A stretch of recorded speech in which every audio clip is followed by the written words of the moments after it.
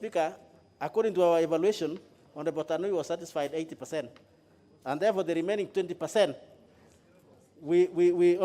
Honorable Speaker, we referred the ministry to go back and be able to iron out, and who actually does the roads within Bomet town and its environments. Between the national government and county government, Honorable Speaker, there was confusion.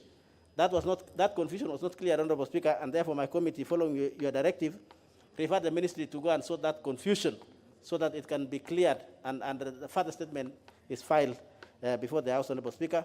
And Honorable Tanui was with us, and he agreed on that point. Honorable Speaker, on the third statement, which was sought by Honorable Abdul Samad, I therefore make the following response.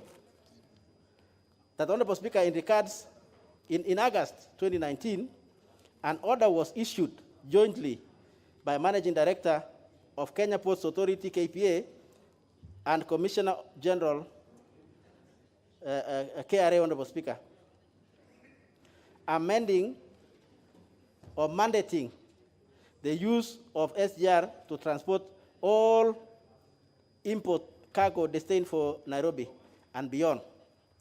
Honorable Speaker, the minister issued an order suspending the above order by KPA and KRA. I want to confirm, Honorable Speaker, from the statement which I will table and respond to this statement, that order, Honorable Speaker, by two institutions, according to the CS, remains suspended. It is suspended, Honorable Speaker. Part 2 of that request for statement was about Mombasa, Naivasha SGR cargo, which, Honorable Speaker, of course, you directed last week. And you gave us 1 month to file a comprehensive statement. But this is a preliminary, Honorable Speaker, which is that the minister is saying, in May 2020, he issued a directive on transit cargo that mandated the use of the SGR to transport transit cargo from Mombasa to Naivasha. The primary reasons for this directive, Honorable Speaker, was to contain the spread of COVID-19. And it was the result of consultations between the East African heads of state and the follow-up meeting by the ministers responsible for transport in all those countries, Honorable Speaker. Honorable Speaker, I read, as I move forward, various stakeholders, Honorable Speaker, including our regional partners, states, have requested for additional infrastructural investment at the Naivasha ICD, Honorable Speaker. And the ministry are making these investments as I speak to you and as I make this statement. This, Honorable Speaker, in addition, these additional investments include an expanded marshalling yard whose work has started and will be completed, Honorable Speaker, by 15 July 2020. Meanwhile, we continue to hold, that is the ministry, they continue to hold consultation with all stakeholders, including the Honorable Member of the statement. And this, Honorable Speaker, means, according to the ministry, the use of this Mombasa Naivasha ICD. And in that response, Honorable Speaker, the ministry says the service is no more compulsory. It is optional, Honorable Speaker. And as such, Honorable Speaker, because Honorable Member, as you directed earlier, appeared before the committee and the ministry, Honorable Speaker, we found this for the time being is satisfactory. But of course, Honorable Speaker, pending the bigger inquiry, which of course, as you ruled, that my committee within 1 month will file a very comprehensive report, Honorable Speaker, seeking the House to resolve, so that, Honorable Speaker, we conclude and in earnest, Honorable Speaker, address this issue of SGR. The relationship between SGR and these own people, Honorable Speaker, we need to find a reconciliation, which I think we agreed yesterday, Honorable Speaker. And therefore, Honorable Member was in my committee, and we agreed and followed your instruction, Honorable Speaker, that the ministry and the members are available to seek further clarification. It was done properly, Honorable Speaker. So within 1 month, I want to assure the House, Honorable Speaker, will now file a comprehensive report that is aiming at reconciling the people with SGR and SGR with the people, Honorable Speaker, so that we move together as a country. I thank you, Honorable Speaker, and I table. Member for Mvita.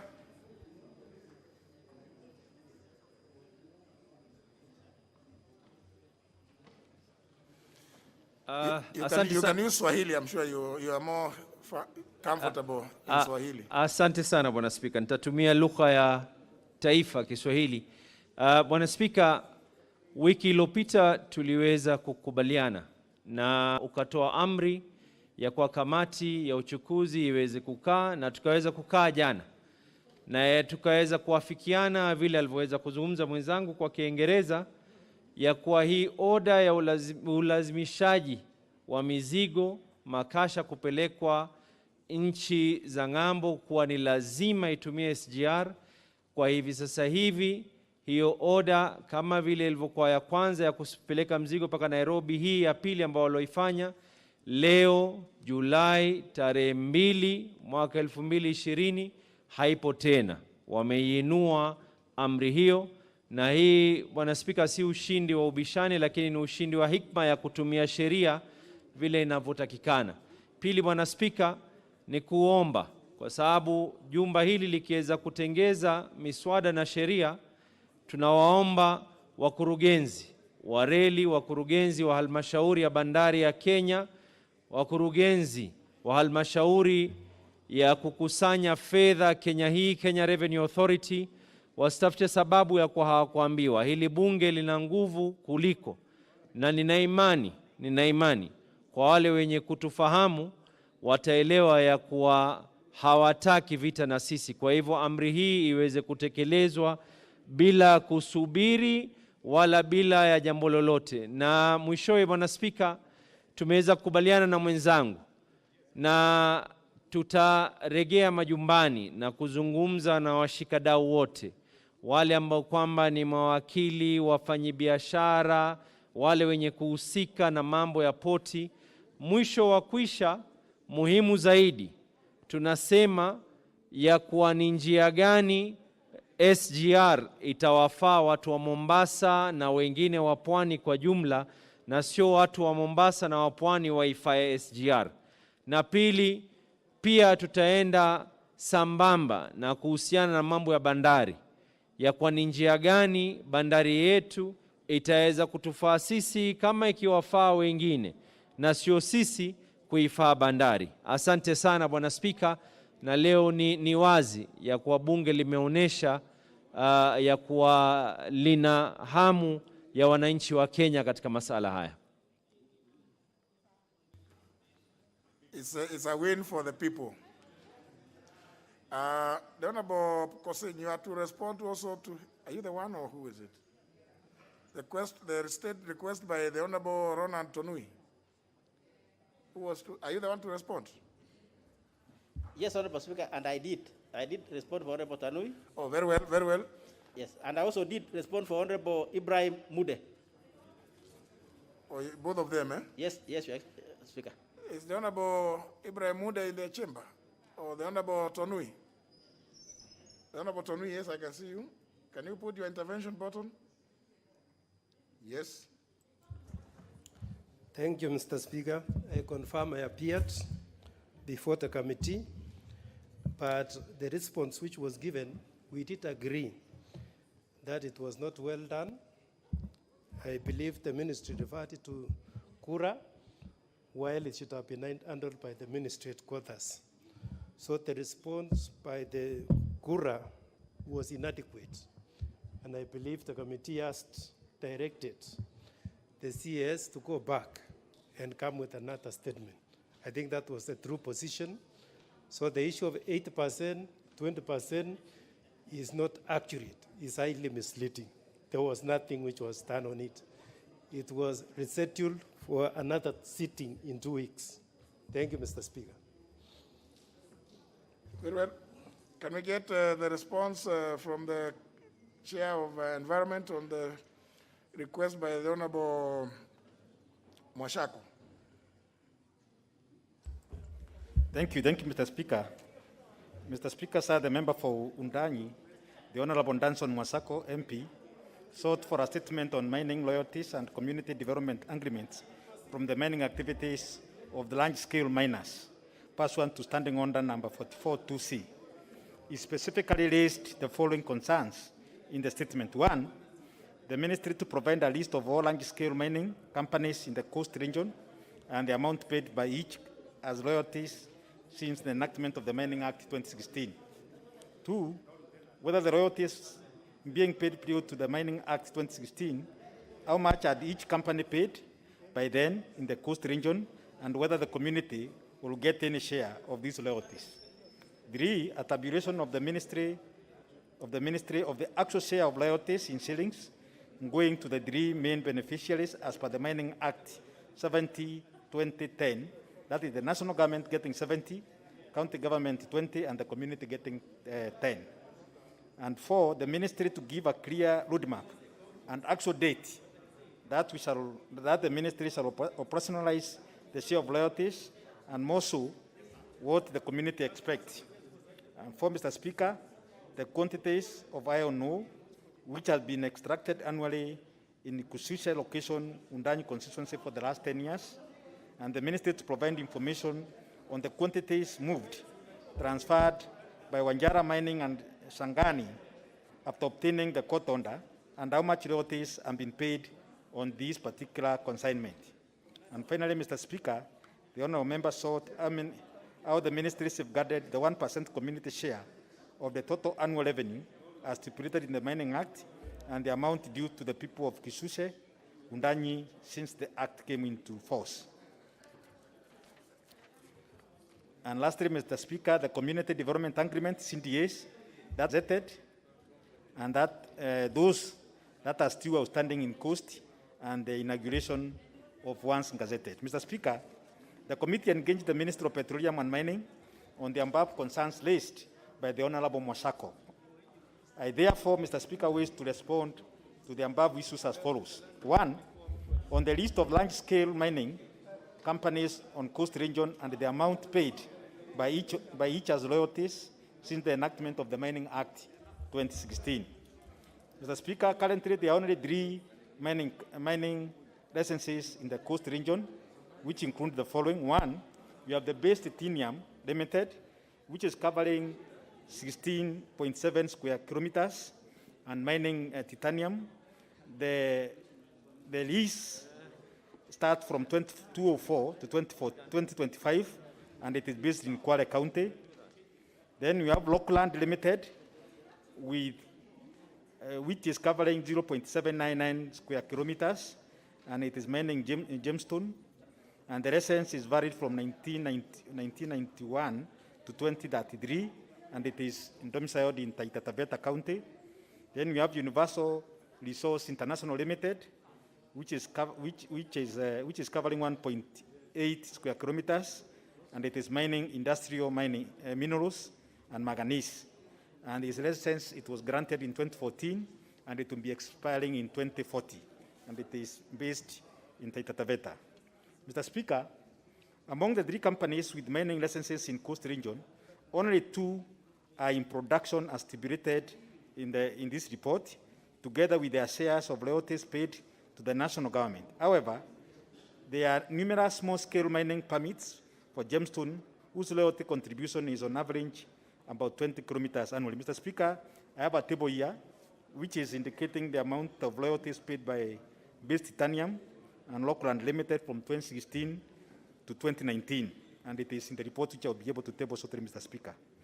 Mr. Speaker, on whether the mineral royalties were being paid prior to the Mining Act 2016 and how much had each company paid by then in the coast region, and whether the community will get a share of this royalty. Mr. Speaker, legal notice number 187 of 2013 imposed royalty payment for all the minerals sold. Prior to this notice, only holders of the mining leases were liable to pay royalties as one of the conditions in the lease. Mr. Speaker, we have the Base Titanium, which I have given the tabulation of how much they paid in 2014, which is around 171,000, and 2015, the Base Titanium paid 307,000, Mr. Speaker. Mr. Speaker, on tabulation of the actual shares of royalties in shillings going to the 3 main beneficiaries as per the Mining Act 70/2010, Mr. Speaker, I wish to respond as follows. Royalties are classified as national government revenue paid to the consolidated fund. Currently, there is no provision for direct sharing of royalties. However, the Mining Act 2016 provide for a loyalty sharing formula of 70% to the national government, 20% to the county government, and 10% to the community, to the mining communities, Mr. Speaker. To enable sharing of the loyalties, Mr. Speaker, the government, through the State Department of Mining, drafted minerals loyalty sharing regulations under the Public Finance Management Act. These regulations are still under consideration by the National Treasury. Currently, Mr. Speaker, loyalties are not being shared in absence of the neighboring legal instrument. Sharing of the loyalties will commence once the National Treasury publishes the regulations. Mr. Speaker, on a clear roadmap and actual date that the ministry shall operationalize the share of loyalties, more so when we expect the communities and the county allocation to be released from the central account in Central Bank. Mr. Speaker, I wish to respond as follows. A loyalty sharing roadmap will be developed once the loyalty sharing framework is established by way of publication of the regulations by the national government. So, Mr. Speaker, as soon as these regulations are put in place, then the roadmap will be communicated.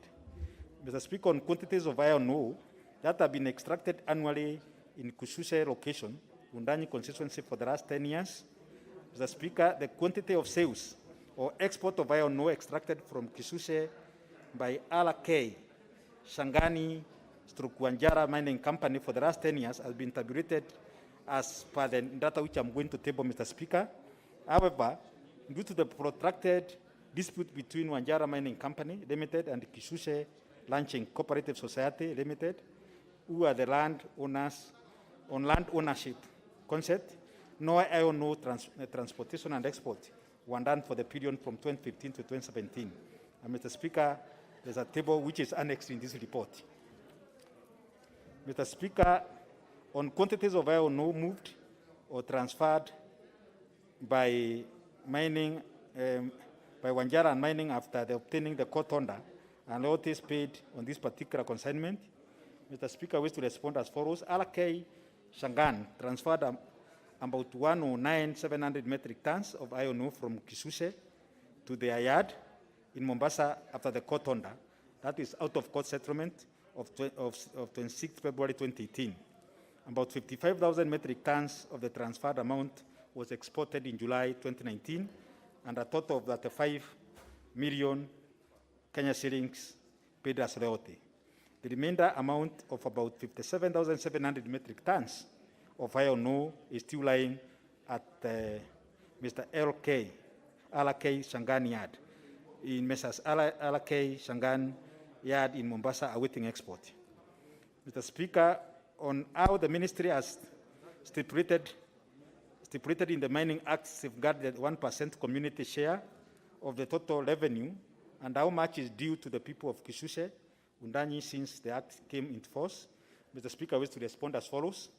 That the ministry has drafted Community Development Agreement, CDA's guideline, which have undergone public participation. The draft now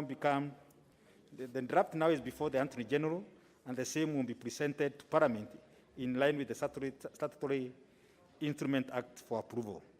These guidelines provides for how the funds are to be used, accounted for, as well as the code of conduct of the mining rights order and the committee.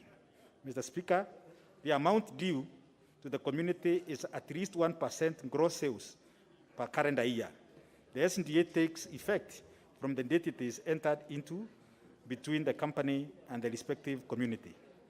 And finally, Mr. Speaker, on community development agreement, CNDAs gazetted and one which are still outstanding in the coast region, and when the inaugurations of new ones gazetted. Mr. Speaker, the following are the gazetted CNDAs in the coast region. We have some Nduda Resource Kenya Limited, which is based in Kishushe community, Kenyan Gazette number 1628 of 21st February 2020, which is in Taveta County. We have based Titanium Limited, Mulima Mwiti Resettlement Scheme, and you have Lungalungas in sub-county with Kenyan Gazette notice number 1626 of February 2020, which is based in Kwale. And also we have based Titanium in Musambweni sub-county and basic titanium in Likon sub-county, Mr. Speaker. Thank Thank you, Mr. Speaker. I submit, and I thank you, Mr. Speaker, sir. Mwashako, any Thank you, Mr. Speaker. I want to thank the chair. When I raised the statement, I saw the statement, he was not in, the chamber. The statement has taken a whole month, Honorable Speaker, which is not right. We sought this statement on 4th of last month, and today is 2nd, so we have done a whole month. So I expected an extremely comprehensive statement. 2 weeks ago, Honorable Speaker, we had an opportunity to meet the CAS before the committee, and I really raised I raised issues that I expected in their report following my seeking of the statement. Honorable Speaker, a number of those things we raised in the committee have not been brought. This is the same statement the CS read before the committee. So when I raised the many issues, none of them have been captured. And I don't want to even mention them here, Mr. Speaker, because it will take time.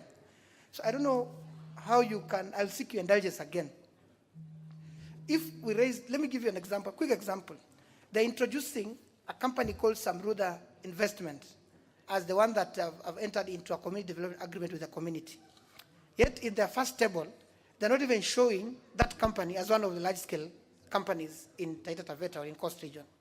Number 2, Mr. Speaker, I asked about how much has accrued in the CBK account as royalties, because the community back home, Mr. Honorable Speaker, have been told that we expect about 6 billion shillings to come back to the community.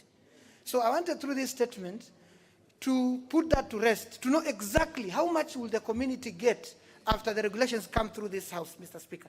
But now they're just saying, because we have no regulations, we cannot speak about that. And yet, every year, Mr. Speaker, we know like this year, that's financial year, Mr. Honorable Speaker, 1.6 billion was collected as royalties. So what we wanted to know is, out of that, 2019-2020, what is the share for the people of Kishushe, people of Kwale, and others? But now, the statement is not mentioning any amounts. It is saying, because there are no regulations, money will not, it seems like we have nothing. Mr. Speaker, I'll finally say this. I suspect that Treasury, and of course the Department of Mining, is hiding something in this. That every year, why regulations are taking too long? The act was passed in 2016. Just a minute. Member for Wajir North. You are in this chamber without a mask. Get out, get out, get out, get out, out. Sergeant at Arms, you make sure that member is out. We can't be the ones not following the health protocols.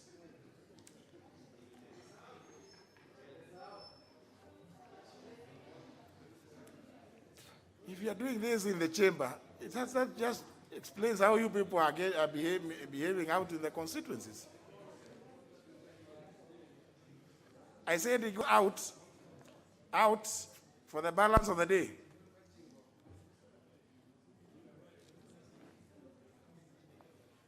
Proceed. Thank you, Honorable Speaker. I'm just mentioning that I suspect there's a conspiracy between the Treasury and the Ministry of Mining and Petroleum, because these regulations that are being mentioned here that we are waiting for. The issues we are raising, they obviously are very pertinent. Yes. But I have no answers for them. Okay. I suspect that the chairman is not going to give you any answer. Okay. But if you had brought a motion here seeking specific resolutions by this House, Okay. especially on the lines that you are now raising, Yes. then there will be something for a follow-up by the Committee on Implementation. Okay. Yeah? Because we shouldn't be seen to act in vain. If regulations have not been made, why? Okay. That's a question that needs to be asked. And whoever is supposed to make those regulations, why are they sleeping on the job? I stand guided, Honorable Speaker. I'll grow this to a motion, but maybe just as I sit, just to mention that I think it's important that these ministries take Parliament work serious. It's really disappointing. After sitting for 2 hours with the CAS, the statement did not even change a comma. So I think they need to take us serious. But I stand guided. I will develop this into a motion so that then the House can converse and make resolution. Thank you, Honorable Speaker. Very well. Next order.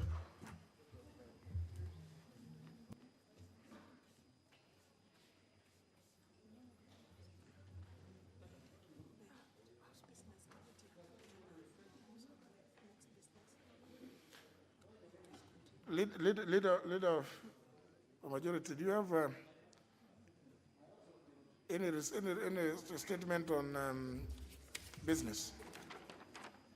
Honorable Speaker, pursuant to provisions of Standing Order number 44-2A, I rise to give the following statement on behalf of the House Business Committee, which met today, Thursday, July the 2nd, 2020 at 10 a.m. to prioritize business for consideration. The House is scheduled to proceed on a short recess, commencing tomorrow, in accordance with the calendar of the House as amended on Tuesday, June 30th, 2020. In this regard, the House Business Committee has not scheduled any business for next. However, upon resumption from recess on Tuesday, July 28th, 2020, the following business will be prioritized, and that will be consideration in the Committee of the Whole House of the T-Bill, Senate Bill number 36, 2018, that is if we do not commence or do not conclude it today, and the Gaming Bill, National Assembly Bill number 38 of 2019. We'll also be looking at consideration in second reading of the Refugees Bill, the National Assembly Bill number 62 of 2019, again, if we do not conclude on it today. The Preservation of Human Dignity and Enforcement of Economic and Social Rights Bill, which is the Senate Bill number 27 of 2018, and the County Law Compliance and Enforcement Bill, which is the Senate Bill number 25 of 2018. Consideration of the County Allocation of Revenue Bill 2020 and third generation allocation formula for counties.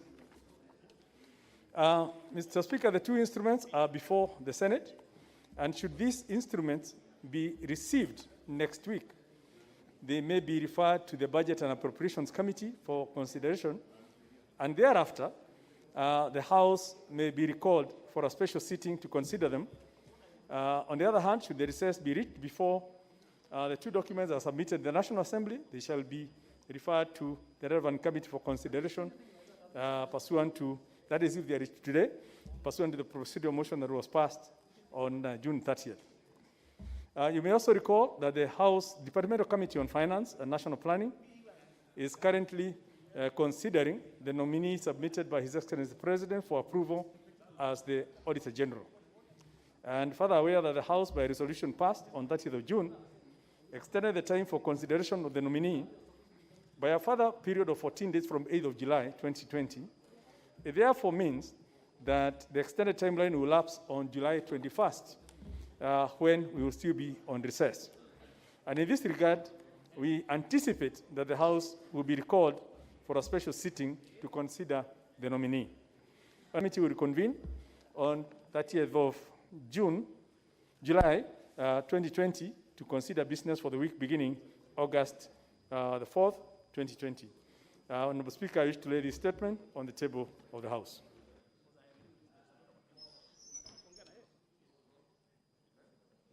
About John Bandy, you have an intervention.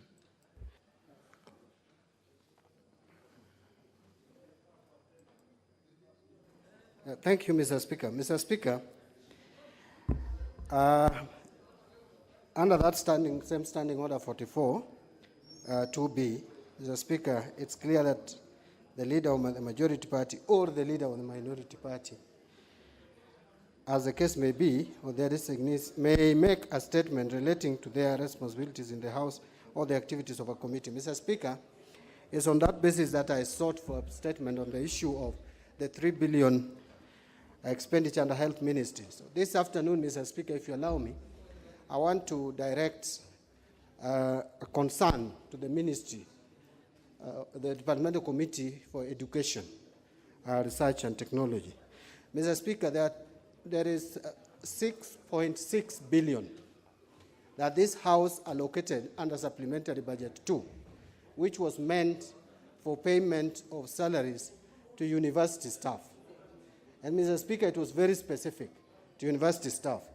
Mr. Speaker, up to now, the information I have is that that money has not been released to various universities.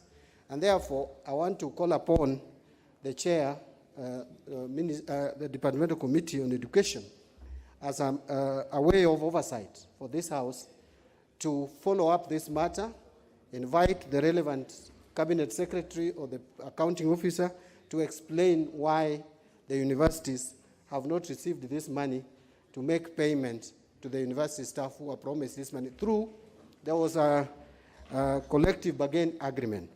Finally, Mr. Speaker, or second to that, Mr. Speaker, there is also a concern, which I also want to ask the committee to deal with, that same committee, and the concern is regarding the release of free primary and free secondary education funds.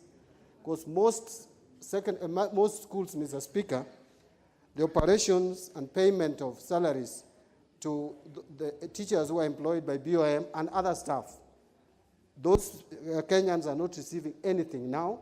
And with this, the difficulty that we are facing as a result of COVID-19, Mr. Speaker, it is Kenyans. So, Mr. Speaker, could the committee deal with this matter and report back to the House as a way of oversighting funds that have already been voted for by this House? Thank you, Mr. Speaker. Absolutely. The Committee on Education is accordingly directed to delve into the matter and report to the House when the House reconvenes. Next order.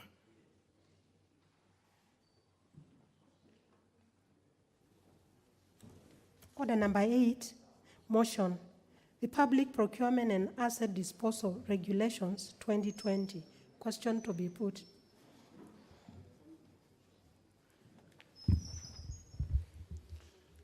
Honourable members, debate on this motion was concluded on Tuesday.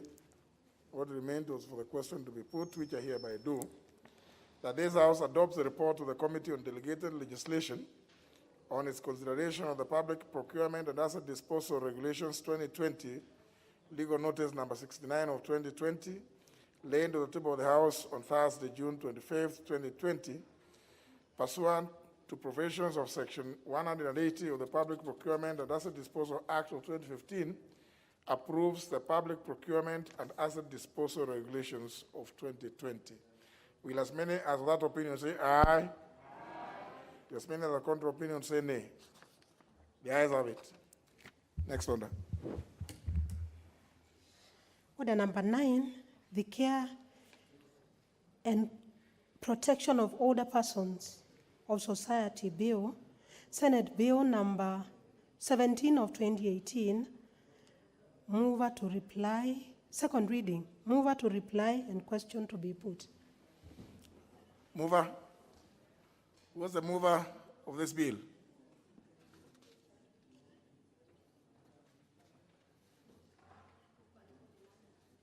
The chair of Departmental Committee on Labor and Social Welfare? Or any member of the committee who can reply? I can say the Honorable David Olesankok is ready to reply. Honorable Speaker, thank you very much for giving me this opportunity. I beg to reply.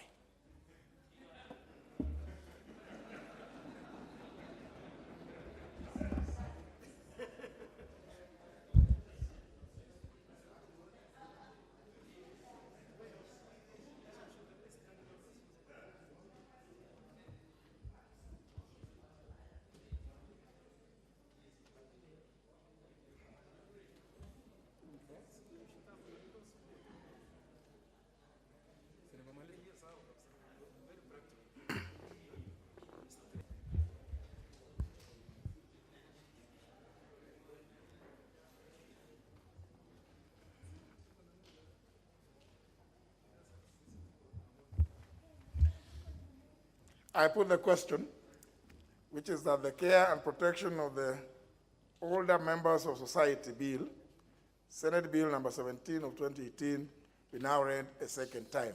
Will as many as of that opinion say aye? Aye. As many as the contrary opinion say nay. Have it. Next. A bill for an act of parliament to give effect to Article 57 of the Constitution to provide a framework for the care of older members of society, to establish a framework for the empowerment and protection of the elderly and the maintenance of their well-being, safety and security, and for connected purposes. Next.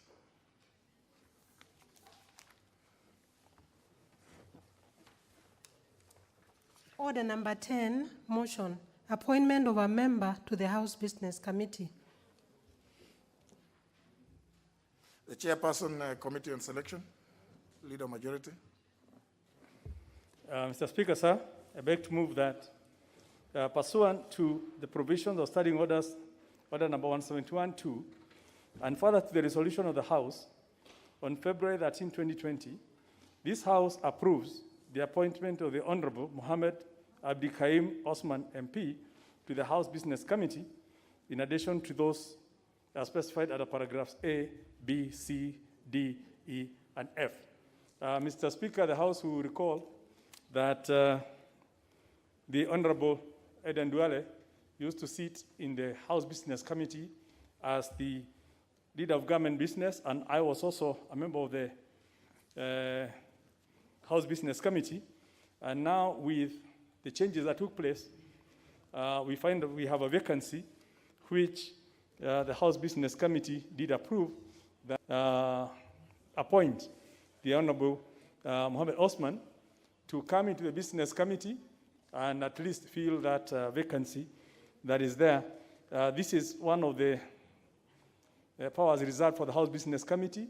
It doesn't go through the selection, and we would really wish to ask the membership to approve so that the House Business Committee is fully constituted. I really don't want to belabor that. I would like to propose to move and ask the Honorable Body to second. Honorable Leader of Minority.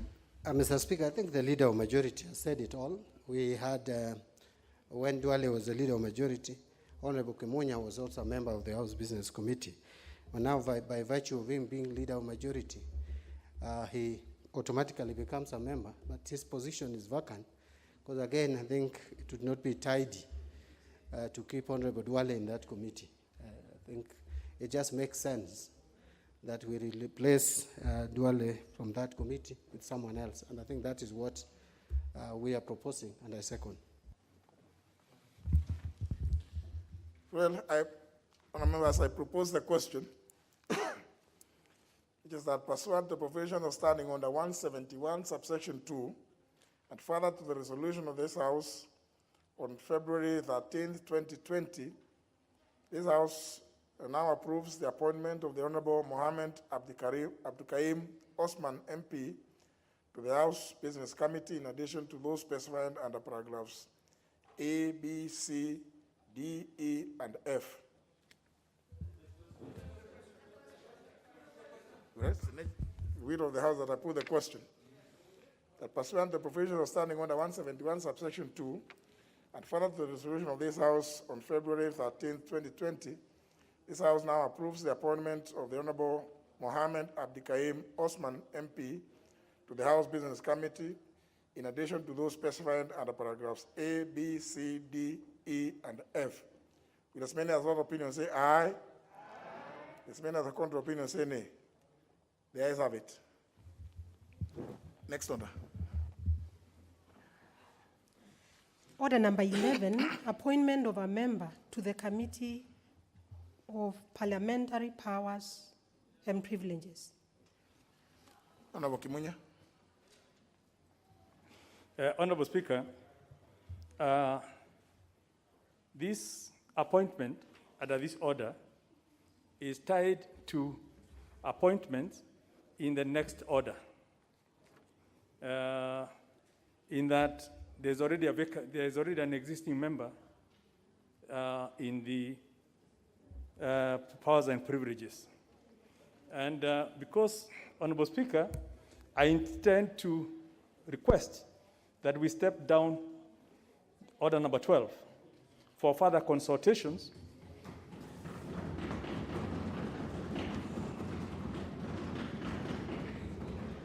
because much as we are ready within the Jubilee Coalition, I gather I've got feelers that perhaps there is some consultation that are still to be held within the minority. So, and to be able to carry the full list for the entire House, it's important that we give room for that negotiation and people to consult and be comfortable.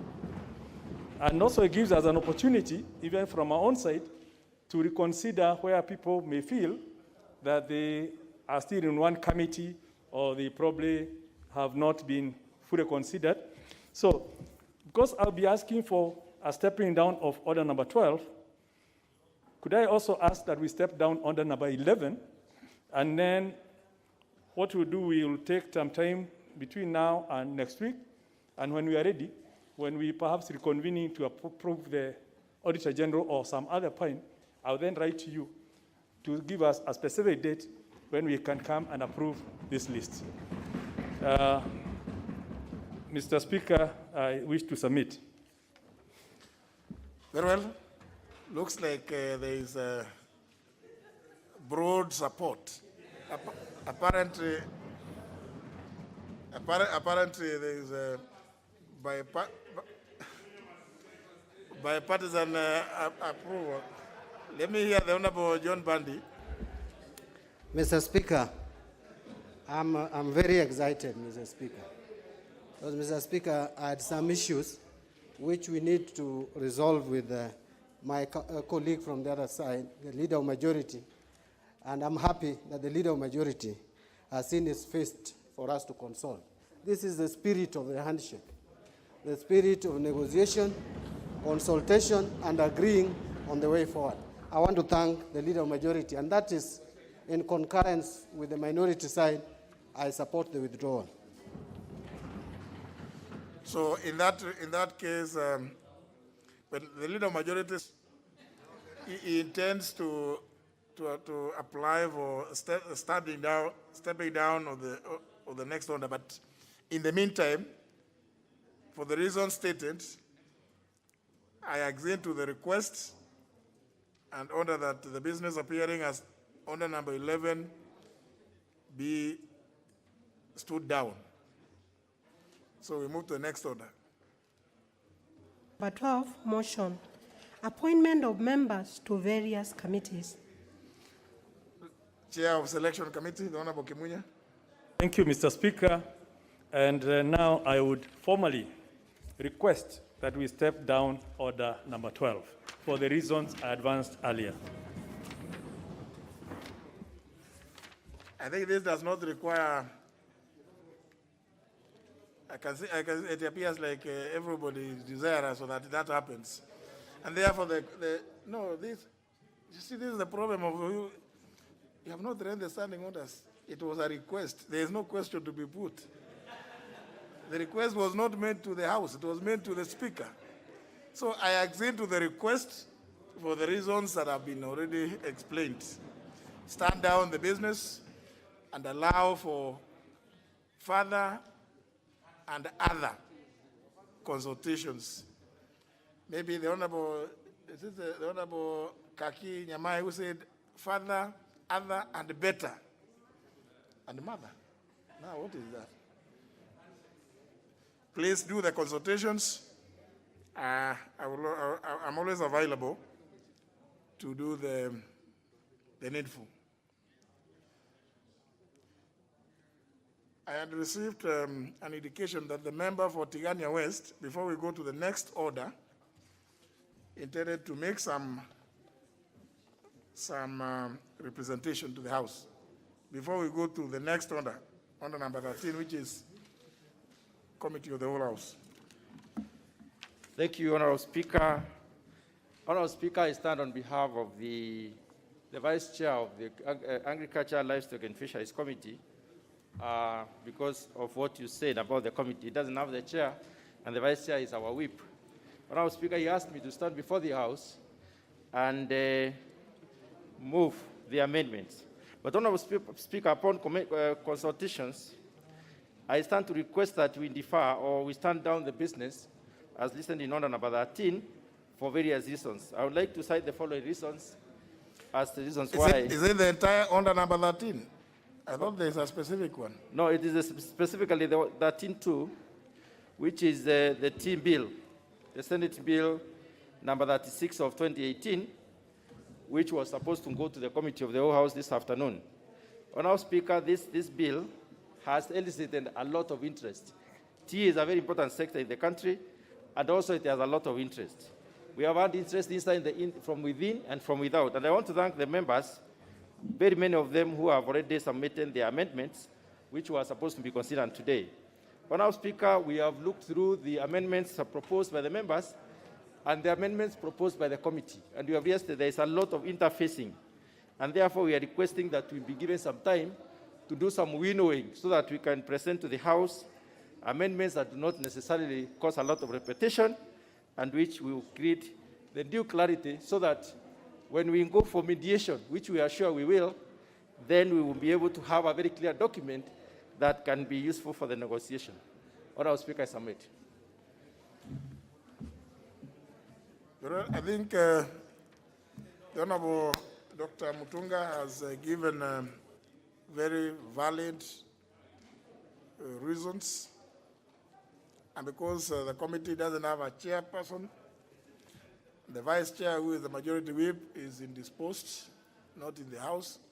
I think it's only fair that we allow also. I've also looked through these various proposed amendments, and I would encourage the various members who have proposed amendments to also have a chance to sit with the committee, see whether you can be able to bridge the gap so that what comes to the House is not so many of those amendments. Where there is ability to concur. If you are unable to agree, then I think your amendments will still be considered by the Committee of the Whole House. But for the reasons stated, I therefore order that business appearing as under number 13, Roman 2, being the T bill, Senate bill number 36 of 2018, be stood down.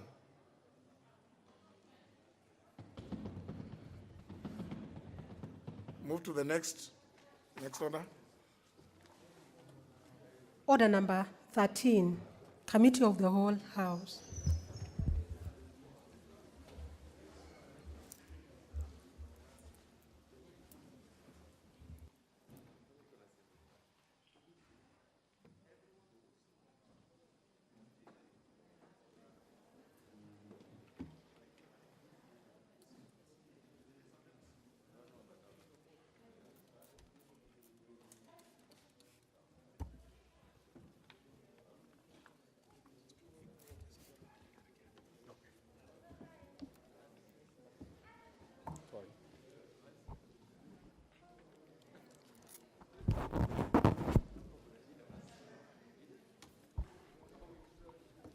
Order members, we are now going to the Committee of the Whole House to consider the President's reservation to the Public Finance Management Amendment Bill, National Assembly Bill number 2 of 2020.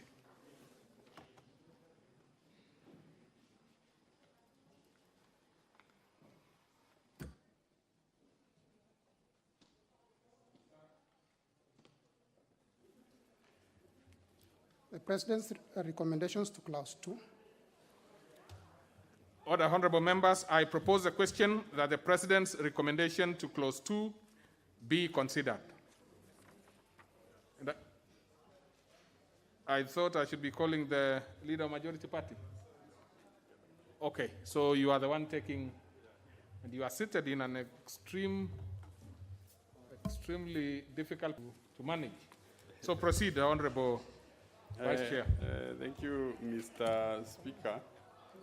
I beg to move that the proposed Section 2A be deleted and be substituted, therefore, with the following new section 2A as recommended by the President memoranda. Section 2A, that notwithstanding the provisions of Section 1, the Parliamentary Service Commission may, with the approval of the National Assembly, establish the following public funds: Parliamentary Mortgage Members Scheme Fund. B, Parliamentary Mortgage Staff Scheme Fund. C, Parliamentary Car Loan Members Scheme Fund. D, Parliamentary Car Loan Staff Scheme Fund.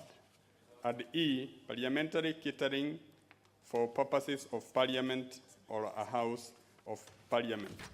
Mr. Speaker, the recommendations of the President have been wholly accommodated, and the members of our committee sat and came up with a report recommending the adoption of the President's reservations as such. Thank you, Mr. Speaker. Very well. So I propose a question which is at clause 2 be amended as recommended by His Excellency, the President. Any member would want to speak to it? Well, we could give 2 members, honestly, honorable members. Let's have, I think Honorable Sankok surely has something to say. Thank you very much, Honorable Chair. And the import of this one is very clear, that we may end up, if it is not well structured, we may end up having duplication of funds that are available in the national or county government. Funds like Uwezo Fund, Youth Fund, and so on. But when it is specific, that only funds that are supposed to be used by within the House of Parliament, then the President reservation we really do support. Is a very good advice that the President have given to this House, and we take it wholeheartedly, and we do support it. Okay, let's hear from the Parliamentary Service Commission, Honorable Namsi Shaban.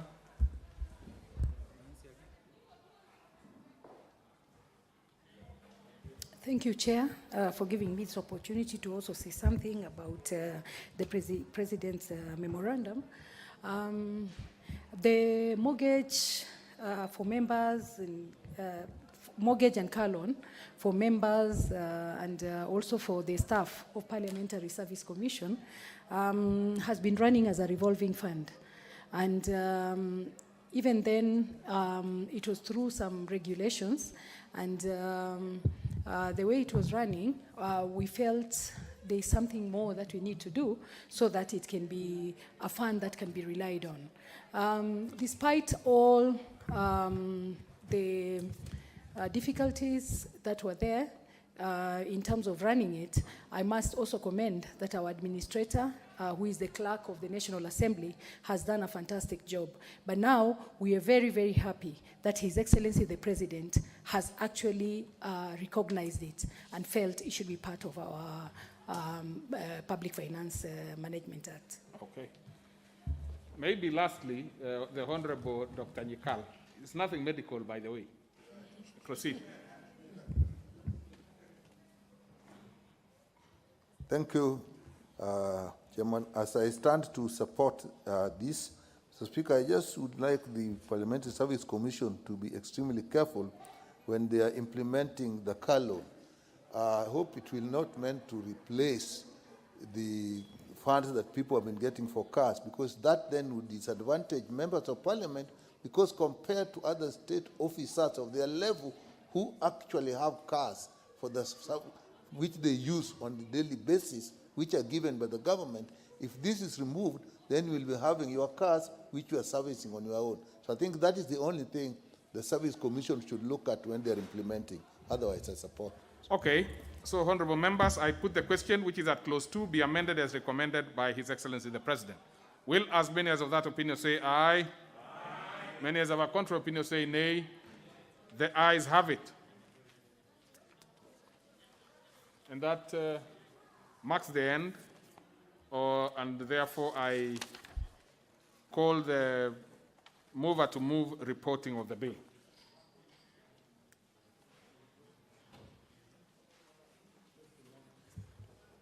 Thank you, Mr.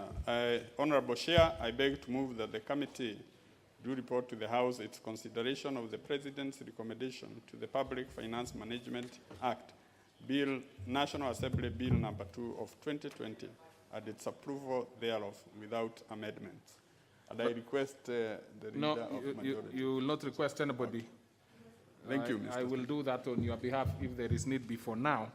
But what I'll proceed to do is to put the question, And I proceed to put the question, which is that the committee do report to the House its recommendation, its consideration of the President's recommendation to the Public Finance Management Amendment Bill, National Assembly Bill number 2 of 2020, and its approval thereof without amendments. Will as many as of that opinion say aye? Many as of a contrary opinion say nay. The ayes have it.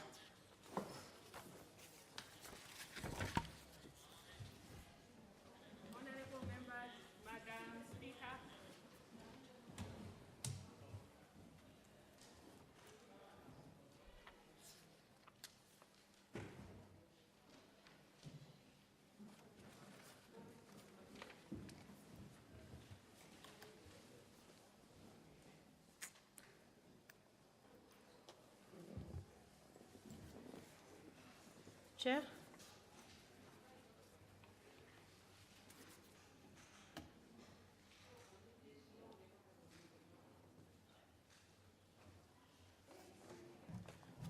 Yes, I have it now. I thank you, Madam Speaker. Honorable Speaker, I beg to report that the Committee of the Whole House has considered the President's recommendation to the Public Finance Management Amendment Bill, National Assembly Bill number 2 of 2020, and its approval thereof without amendments. Mover.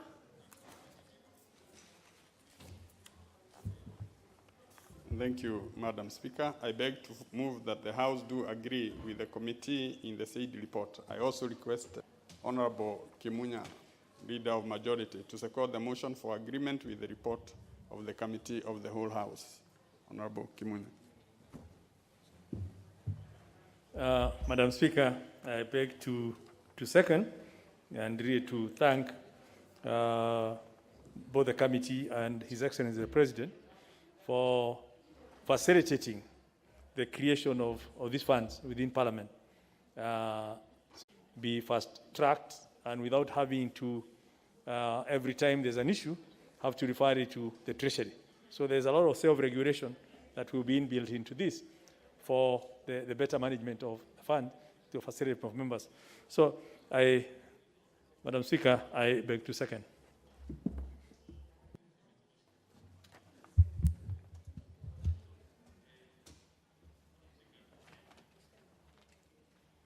Order, members. I go on to propose a question which agree with the committee in the said report. Should I proceed to put the question, members? I go on to put the question, which is that the House do agree with the committee in the said report. Will as many as of that opinion say aye? Aye. Will as many as of a contrary opinion say nay? The ayes have it.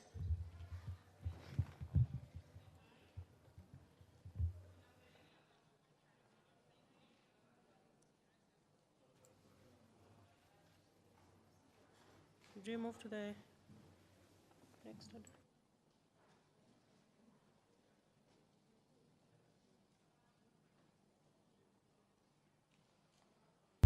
Let's now move to the next order.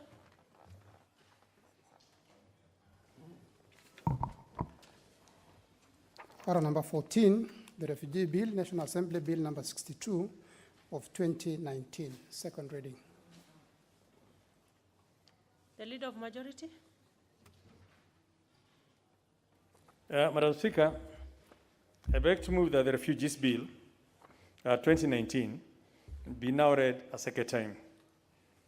Madam Speaker, the principal objective is to provide for mechanisms for the recognition, the protection, and management of refugees, which will then give effect to the 1951 United Nations Convention that relates to the status of refugees.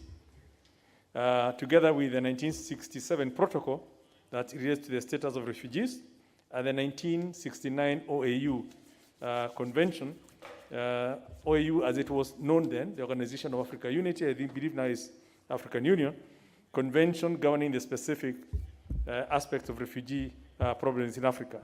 And Madam Speaker, you know, every Kenyan who lives in Kenya knows that we are one of the biggest hosts of refugees from within the region. So this bill comes in at a critical time when we really have to look at how do we recognize refugees, how do we protect them, how do we manage them, so that even as they come within our borders from the neighborhood, there's a proper legal framework that puts into effect all these other protocols and conventions that have been passed and which, as per our constitution, we have already domesticated. Honorable Speaker, clause 3 of the bill basically provides the definition of a refugee. And the details of that are contained within the bill, so I really don't want to have to go through all that. But we are talking about a refugee in Kenya, and who is obviously because they're fearing persecution, either because of culture, because of religion, because of their political beliefs, and they have left their country of birth or country of origin, migrated into Kenya, and hence then been, and we need to then figure out how do we then know that, or say A is a refugee and B is not a refugee. And the bill then basically puts that into context and defines who a refugee is, which is the person who has been compelled to leave his or her place of habitual residence in order to seek refuge in another place outside his or her country of origin or nationality due to all those other conditions and stable public order within their country of origin. And it also gives an opportunity for the cabinet secretary in charge on the recommendation of a Refugee Advisory Council to also designate a person as a refugee. Madam Speaker, the bill establishes some administrative units under Part 2, basically the Department of Refugee Services. It also does the Refugee Advisory Committee and the Refugee Status Appeals Committee, which organs will then work together in terms of the determination and management of refugees. Particularly Clause 7, Madam Speaker, establishes the Department of Refugee Services. Clause 9 establishes the Refugee Advisory Committee. Clause 11 establishes the Refugee Status Appeals Committee. And basically, this committee will be the successor to the Appeals Board that was established under the Refugees Act of 2006, and whose main function shall be to hear and determine the appeals. Honorable Speaker, this bill contains elaborate provisions that relate to the regulation of the application for refugee status, and these are captured within Part 3 for members who looked at and will be getting a bigger report, and who has also looked at the committee report. Further, Clause 13, Madam Speaker, establishes the Refugee Status Eligibility Panel, whose function shall be to review recommendations made on refugee status determination. Allow me to give a brief summary of the contents of the bill. Basically, Part 1, as usual, contains the preliminary provisions, title, the short title, commencement, interpretation, and definitions. And also in terms of who can be included, who can be excluded from refugee status, and when do you cease to be a refugee. Part 2, Honorable Speaker, contains the provisions mainly on administrative matters. Part 3, provisions on application for refugee status. Part 4, provisions on reception for refugees and how they are treated in terms of refugees and asylum seekers. And basically from the time they enter Kenya, how they are designated, what's the duties of the refugee reception officers, the security screening, all that is now captured within Part 4.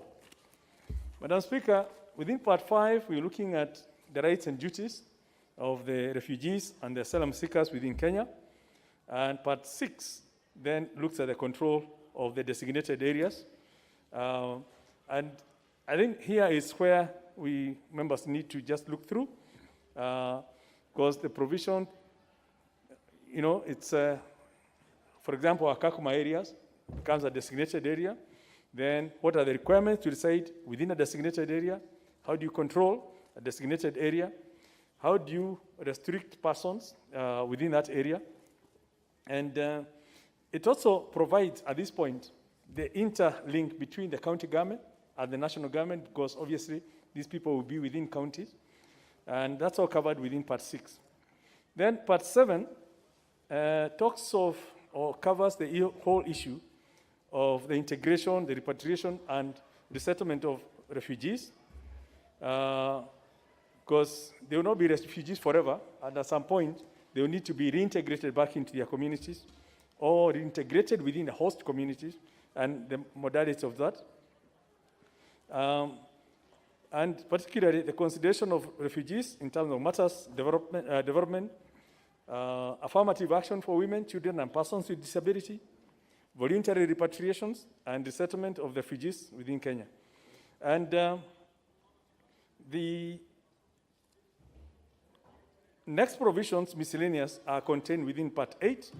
Again, that will cover the issues of the register for refugees, asylum seekers, offenses and penalties, and the repeal of the Refugees Act Cap 173. That is as well as the transitional provisions moving from the existing law to the new law when passed by this Parliament. And obviously, Part 10 then contains provisions on delegated legislation and empowers the Cabinet Secretary to make provisions generally for giving effect to this Act and for prescribing anything that is not covered. So, Madam Speaker, I believe this is timely. Like I said, Kenya is host to several people from our destabilized neighborhood. I'm not sure we have many Kenyans out there, or any Kenyans out there, claiming to be refugees. We've always been, you know, the haven of peace. And we would hope that we will be, through this bill, and the proper management will be setting the standard for the rest of the world in terms of how you host people who have been destabilized in their countries. So they feel that because there are problems in their countries of origin, and they seek safe haven in other countries, they are not treated as lesser human beings than they were, or they would like to be. And I believe that's the spirit of this, and I want to really thank the committee, because I know they've done it, and they will take us in detail, and then the members would be free to ventilate and enrich this bill, so that by the time we come to committee, we can have a model bill for the rest of the world. With those remarks, Madam Speaker, I beg to move, and I'll ask the Honorable Paul Koinange, who is the chair of the parliamentary committee that is charged with this on security and administration, to second. Honorable Koinange. Thank you, Madam Speaker. Madam Speaker, I beg to second the motion on the following grounds. Madam Speaker, the Refugee Bill 2019, National Assembly Bill number 62, was read for the first time on 10th September 2019 and committed to the Departmental Committee on Administration and National Security for consideration and report to the House pursuant to Standing Order 216, bracket 5, in bracket C. Madam Speaker, consequently, in accordance to Article 118 of the Constitution and Standing Order 127, in bracket 3, the committee sought views from the public by way of written memoranda and further conducted public hearing in the following counties: Nairobi, Mombasa, Nakuru, Uasin Gishu, Garissa, and Turkana.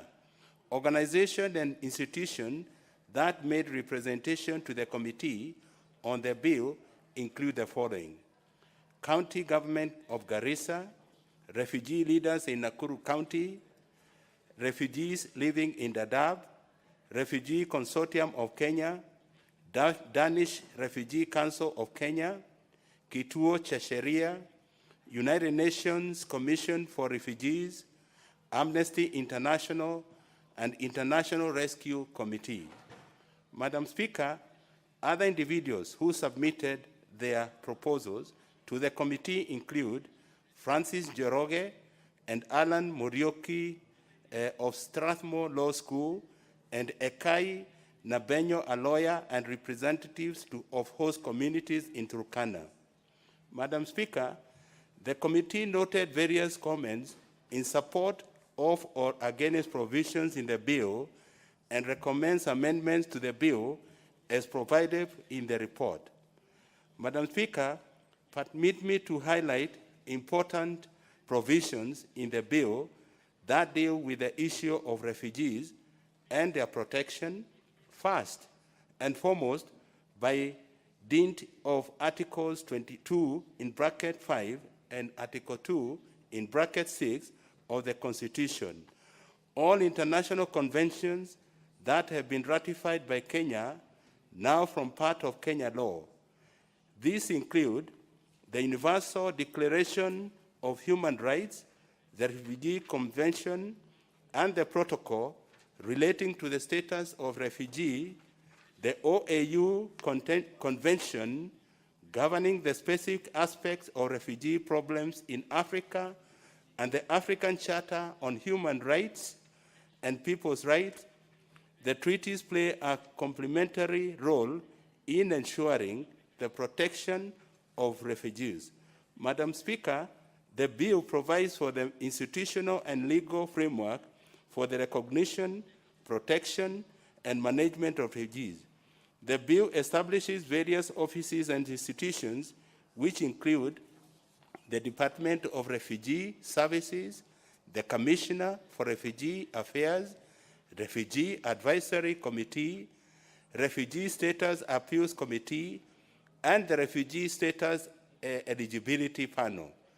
These institutions are tasked with the coordination of activities and programs relating to refugees, provision of adequate facilities, and the protection, reception, and care of asylum seekers and refugees within Kenya, among others.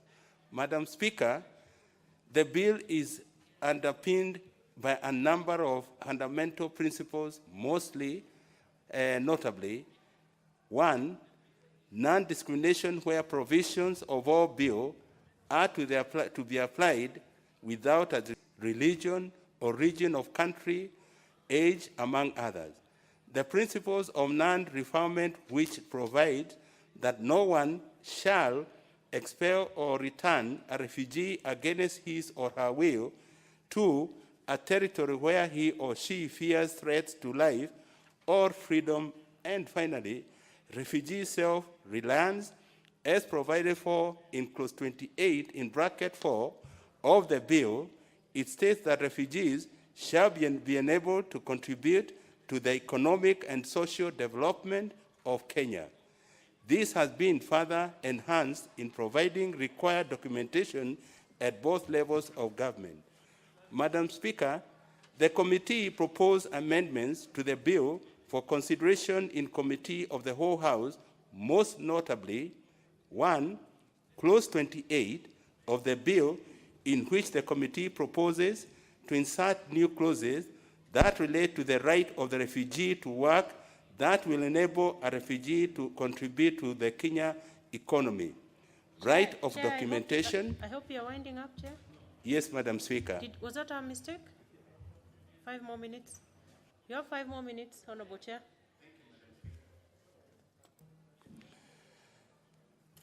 Thank you.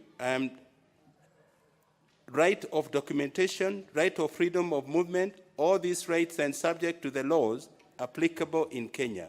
And secondly, Madam Speaker, inclusion of vulnerable persons who include persons who have suffered trauma, and persons of old age, as special groups that need special attention and protection afforded by authorities who undertake refuge processing activities.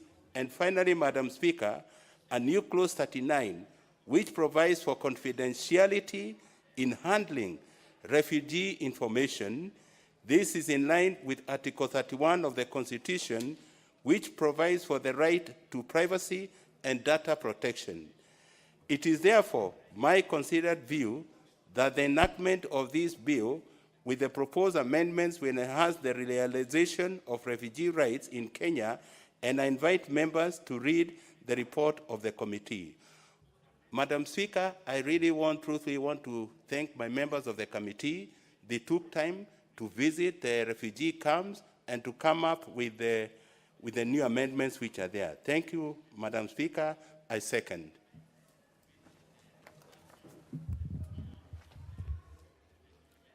Honorable members, I go on to propose a question, which is that the Refugees Bill, National Assembly Bill number 62 of 2019, be now read a second time.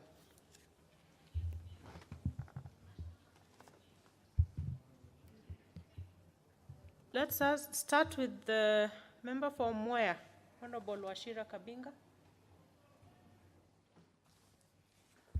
Thank you, Madam Speaker, for giving me this opportunity to contribute to this bill.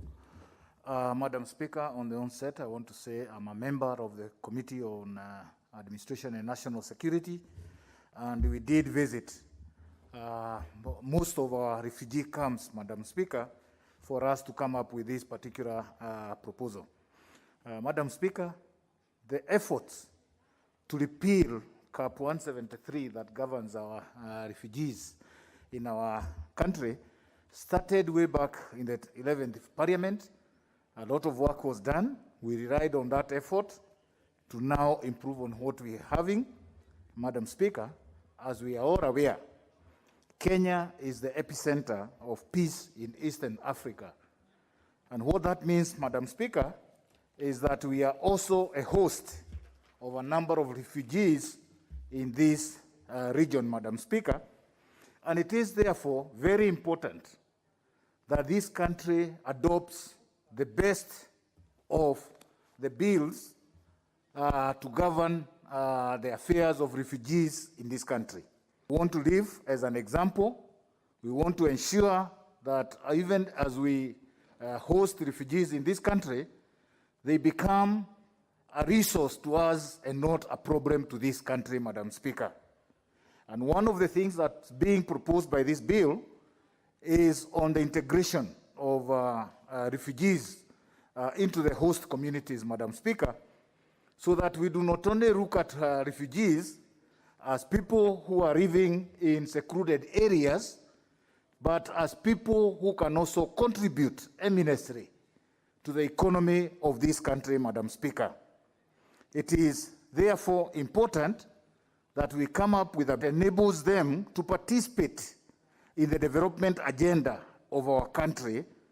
And also, Madam Speaker, we are also aware that even as we host them, some of the countries, neighboring countries where they come from, are also stabilizing. And for that reason, we also need to come up with a smooth way of enabling voluntary repatriation of these refugees, Madam Speaker.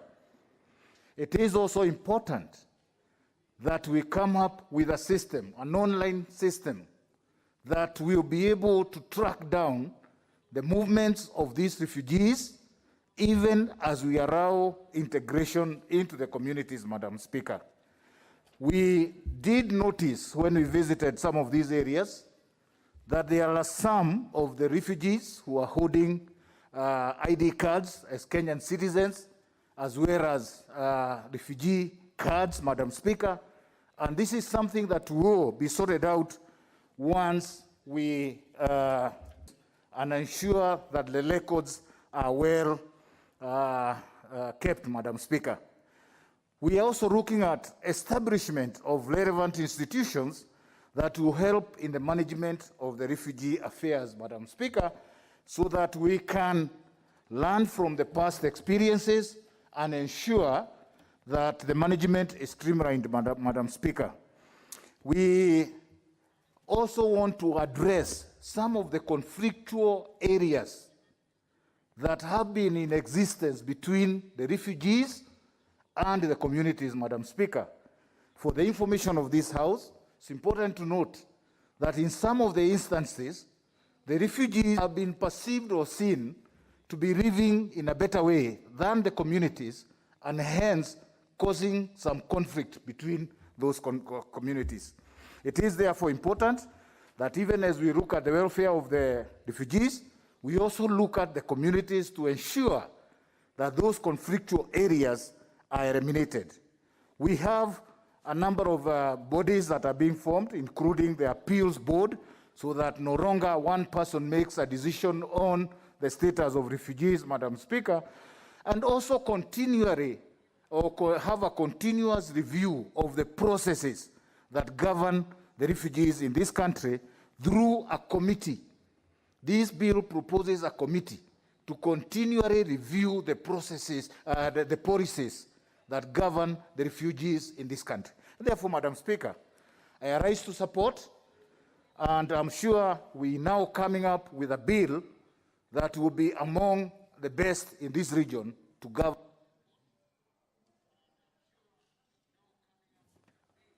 Well said, Honorable Member. Honorable Members, please take note that you have 5 minutes so that you can put your thoughts in order. Let's have the Honorable Oundo Jambo, Member for Funyula.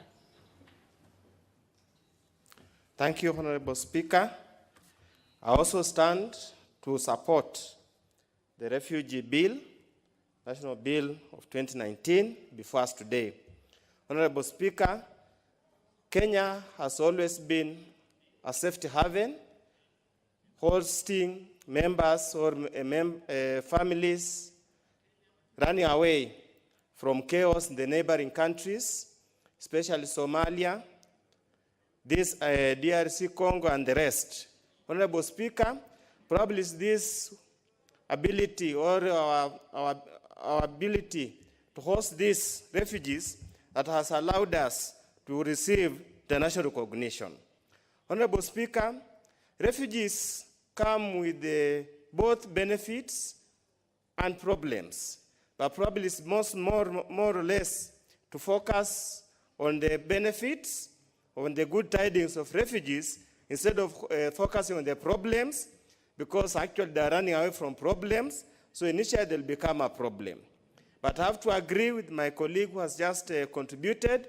There has been a continued feeling that refugees at times are treated far much better than the local communities, and hence probably this bill, after being refined, should try as much as possible address those challenges and those fears so that refugees are not seen as part and parcel of the problems as members of the national community we must bear for the purposes of offering humanity. Honorable Speaker, the bill is gender administrative in nature, providing administrative organs or institutions to manage refugee affairs, dealing on the process of handling application to all the way to integration of a refugee. Honorable Speaker, however, there are a few issues that require us to be addressed. First of all, from where I sit, the first one is clause 20, dealing with women and children. Honorable Speaker, I would have expected, and I hope the committee will take this note, or will have to deal with the committee of the whole House, on the issue of protection of children. Children who are refugees and who reside in Kenya should be subjected to the same requirements as Kenyan children under the Children's Act, because they are here not by choice, but circumstances beyond their control. They are no longer having their youths, their years are running by, so unless they are given the same protection like Kenyans and the Children's Act, in the event they are ever integrated in a society between Kenyan children and these refugee children. Because once we accept refugees to come, we must accept that we are going to live with them for many years to come. Honorable Speaker, Part 7 of the bill talks about integration, repatriation, and resettlement of refugees. Honorable Speaker, in this country we have many refugees who have one way or another integrated in a society, but they have never been considered as useful members of this society. When we are going to Committee of the Whole House, we need to address that issue. What happens to refugee women who get married to Kenyan men and comply with the requirements of the relevant laws in terms of migration, and they are denied papers to justify their citizenship, for example, ID and the rest? What happens to these children who come here when they are toddlers, go through the education system, continue to offer services to this country, yet there is no provision on how they can be integrated in society? So those are some of the areas that we need to refine so that whatever bill we come up with is a bill that allows integration. Because places like US have grown, have developed because of immigrants, and have been very good at adopting immigrants. For us, we might also have to follow the same way so that we have these refugees. With those few remarks, I support. Honorable David Sankok. Thank you very much, Madam Speaker and Honorable Speaker. I do support this bill, Honorable Speaker, because it is an idea whose time have come. And who am I to resist, Honorable Speaker? Honorable Speaker, Kenya have been a haven of peace in a continent that is marred by civil war, guerrilla war, and even coup d'etats. Honorable Speaker, so many people, when they have problems in their country, they will really want to come to a haven of peace like Kenya. Honorable Speaker, if you can remember, we have had 4 heads of states, all of them democratically elected, and 2 of them retired voluntarily and went home and handed over the baton of leadership. That is why we are admired from wide and far, Honorable Speaker, as a haven of peace. Honorable Speaker, and I want to congratulate, they did extensive public participation.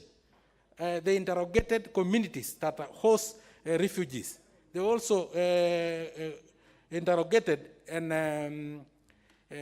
organizations that are for the refugees, Honorable Speaker, and of the refugees.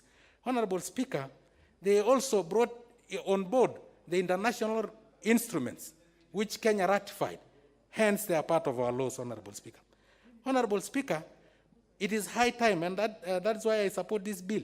It's high time for us to rethink the whole issue of refugees, Honorable Speaker, because we can use them as human resource. If a lion can adapt a baby oryx, which is naturally food for it, why don't we as a country adapt these refugees and use them as a human resource, Honorable Speaker, as my colleague have alluded, that America is built because of immigrants, Honorable Speaker. We can adapt these refugees as immigrants, Honorable Speaker, and use them to steer our economy to greater heights, Honorable Speaker. Honorable Speaker, most of them are qualified. Most of them are doctors, engineers, researchers, Honorable Speaker, teachers, Honorable Speaker. We can tap on that human resource, Honorable Speaker, because one single human brain channeled to proper use is more worth than all the gold mines in Ghana, is more worth than all the oil wells in Libya, Honorable Speaker. So if we can tap on this human resource, especially the human brain that the refugees come with it, Honorable Speaker, then we can be able to use them as a human resource, Honorable Speaker. Honorable Speaker, it beats logics to seclude them and to kind of confine them. They are running from their countries because of threats to their lives, Honorable Speaker. And then we come and imprison them, confine them. Honorable Speaker, I think it is high time that we rethink about this issue of refugees, and this bill is addressing most of it, so that we can adapt them and use them to steer our economy, Honorable Speaker, because most of them are very qualified, Honorable Speaker. Honorable Speaker, children who are born to these refugees, Honorable Speaker, which crime do they have? Honorable Speaker, we have our own kids in our own background and backyards, Honorable Speaker. And we give them registration. And you know, Honorable Speaker, our constitution is very clear. Any child that is born within the borders of Kenya is qualified to be a Kenyan citizen. We should, Honorable Speaker, be able to give these children an opportunity to be part of us, Honorable Speaker. Honorable Speaker, and human resource is not easy to come by. Some of these refugees have taken them years of schooling, years in education, 8 years in primary, 4 years in secondary, and several years in colleges and universities, Honorable Speaker.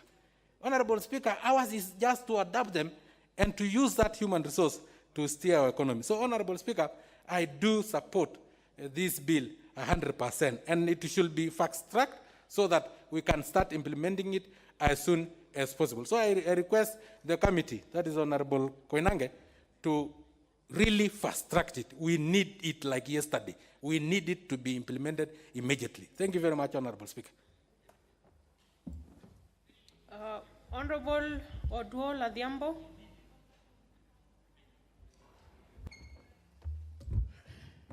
Thank you, Honorable Speaker, for opportunity to speak on this bill, the Refugees Bill, National Assembly Bill of number 62 of 2020.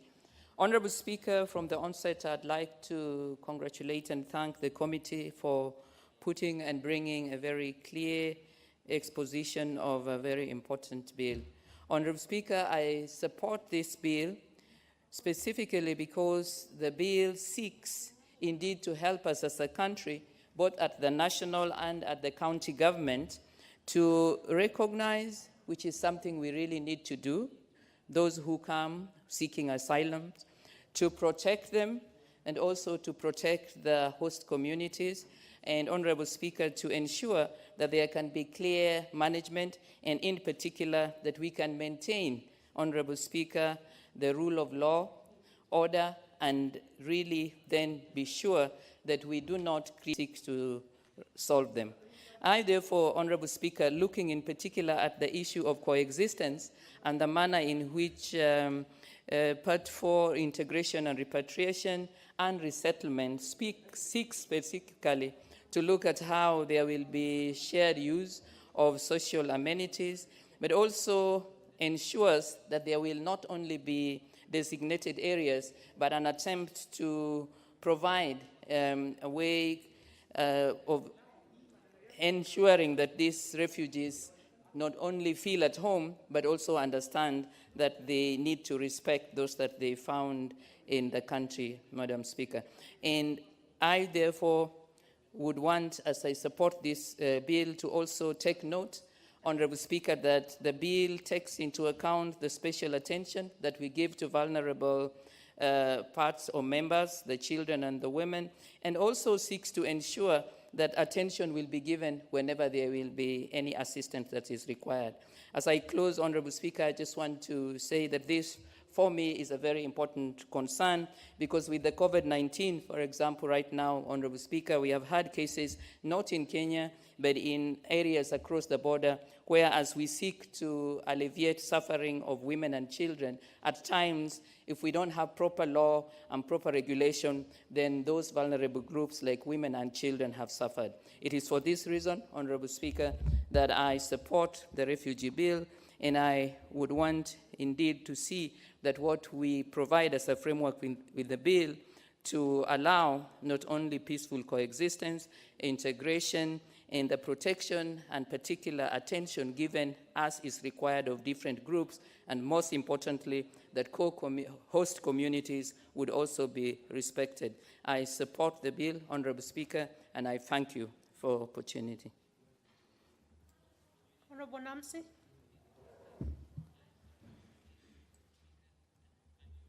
Asante sana Mheshimiwa Spika kwa kunipatia nafasi hii pia mimi kuunga mkono mswada huu ambao utaleta sheria ya kusimamia wakimbizi wa nje. Mheshimiwa Spika, Kenya ikiwa mmoja wa Umoja wa Mataifa na wakiwa wameweka sahihi kwenye mikataba ya kusimamia masuala ya wakimbizi wa nje. Mheshimiwa Spika, wakati umewadia kuwa hata sisi pia lazima tuweke sheria ambazo zinafatana na mujibu wa mikataba ambayo imetolewa na Umoja wa Mataifa. Mheshimiwa Spika, si siri kwamba Kenya inalinda maslahi na imepeana tuseme makao kwa wakimbizi wa kutoka maeneo ya nchi jirani, haswa wale ambao wamekuwa na matatizo nyumbani kwao kule walikotoka na wakahamia huku kwetu, na walivyohamia hapa kwetu, Umoja wa Mataifa imekuwa ikishikana na serikali yetu ili kuhakikisha kuwa wakimbizi hawa wanaweza kuishi kwenye maeneo yale bila hali ya wasiwasi. Lakini ni vizuri Mheshimiwa Spika kuwa sheria hii ikishapitishwa ni kuwa itaweza kuwalinda wakimbizi hawa, lakini juu ya hapo pia wale ambao wamewapokea kwenye maeneo yao wanaweza kuishi vizuri wakiishi na wao kama majirani na kujua baada ya miaka hii yote hawa wamekuwa pia ndugu zetu. Vile vile Mheshimiwa Spika, ni vizuri kufahamu ya kwamba kule ambako wakimbizi hawa wamekimbilia maeneo ya Kenya ni maeneo ambayo yana ukame, ugumu, na hata wale ambao wanaishi kama majirani ambao ndio wamewapokea maeneo yao pia wanahitaji na wanastahili pia kutambuliwa na Umoja wa Mataifa. Mheshimiwa Spika, yangu ni kuunga mkono na kushukuru kwa serikali yetu kwa miaka hii yote imekuwa ikiwalinda wakimbizi wa nje, na vile vile tunajua kuwa watoto ambao wamezaliwa hapa nchini Kenya wanatakikana kuwa na haki kama watoto wetu wa hapa nchini, kwa sababu wakimbizi wengine wamekaa hapa miaka mingi, miaka zaidi ya 20, miaka zaidi ya 30, na wamejua kuwa hapa kwetu nchini Kenya ni kama kwao nyumbani. Mheshimiwa Spika, naunga mkono. For 1 minute, I was confused as to whether refugee in Swahili is wakimbiaji ama wakimbizi. Wakimbizi. But I think it's wakimbizi. I'm educated. The Honorable Millie Odhiambo Mabona.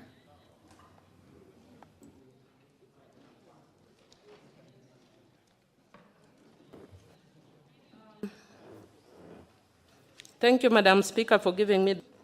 Madam Speaker, I do support the bill, except I was hoping that the committee would have given us reasons why they are bringing a new bill after the old one. I don't know what mischief you are trying to redress, because I've looked at the new one, and there are really minor differences which could have really been through amendment. I'm happy that they have the non-refoulement provision. Even though the chair of the committee has spoken about the issue of non-discrimination as a principle, it is missing in the bill, so I'm hoping that they can provide for that. Madam Speaker, because of time, I will not get back to the background that members have said. I just want to raise some issues that I've noticed of concern, especially because we don't have that much time. Number one, in terms of definition, Madam Speaker, I would like to request the committee to expand the definition of shelter or essential services to include shelter as essential services, and also reproductive rights as an essential service. We have seen through COVID-19 that when you have responses that are health-related and you don't specify reproductive health, that women who are pregnant suffer. I am happy that the word spouse includes common law spouse, especially under the refugee circumstances. That is very likely to happen, that people will meet and marry. I'm also happy that they're including children born out of wedlock. I would encourage the committee to use the recognized international language. A treaty is not done, it is adopted. I would want to also encourage that there is a growing international adoption of other grounds for recognition of refugee status, including torture, cruel, inhuman, and or degrading punishment or treatment, including cases of FGM that are considered like that, honor killings, and maybe that in cases where a person can actually prove that they are running away from such instances, and that should be included. Madam Speaker,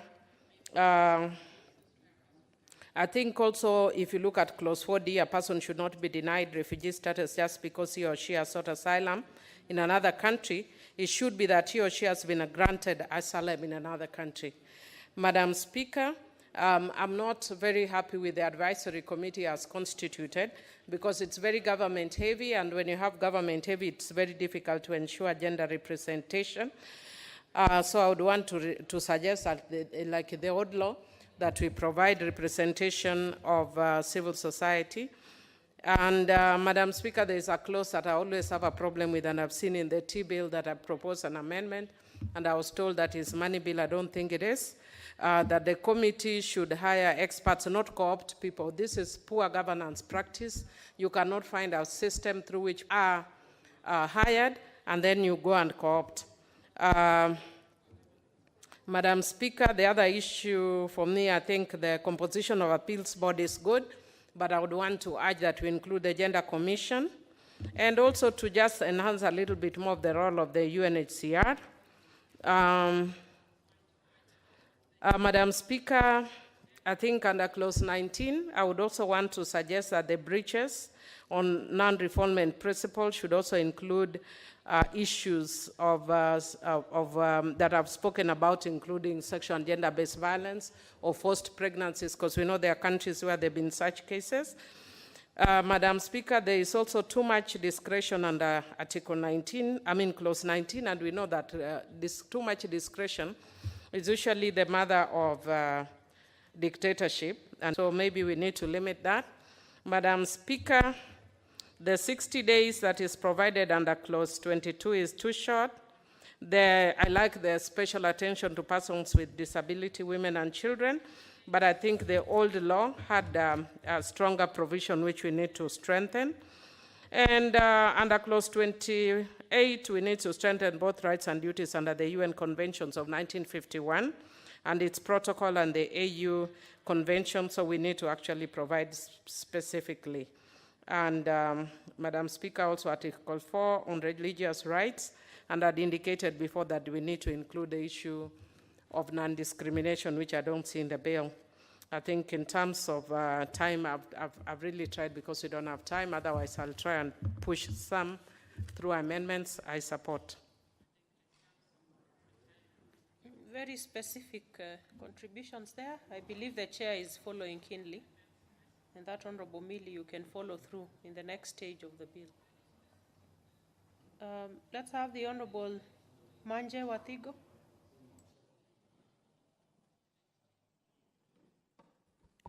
Thank you, Madam Speaker, for giving me this chance to contribute also to this motion on creation of this bill, that is a refugee bill.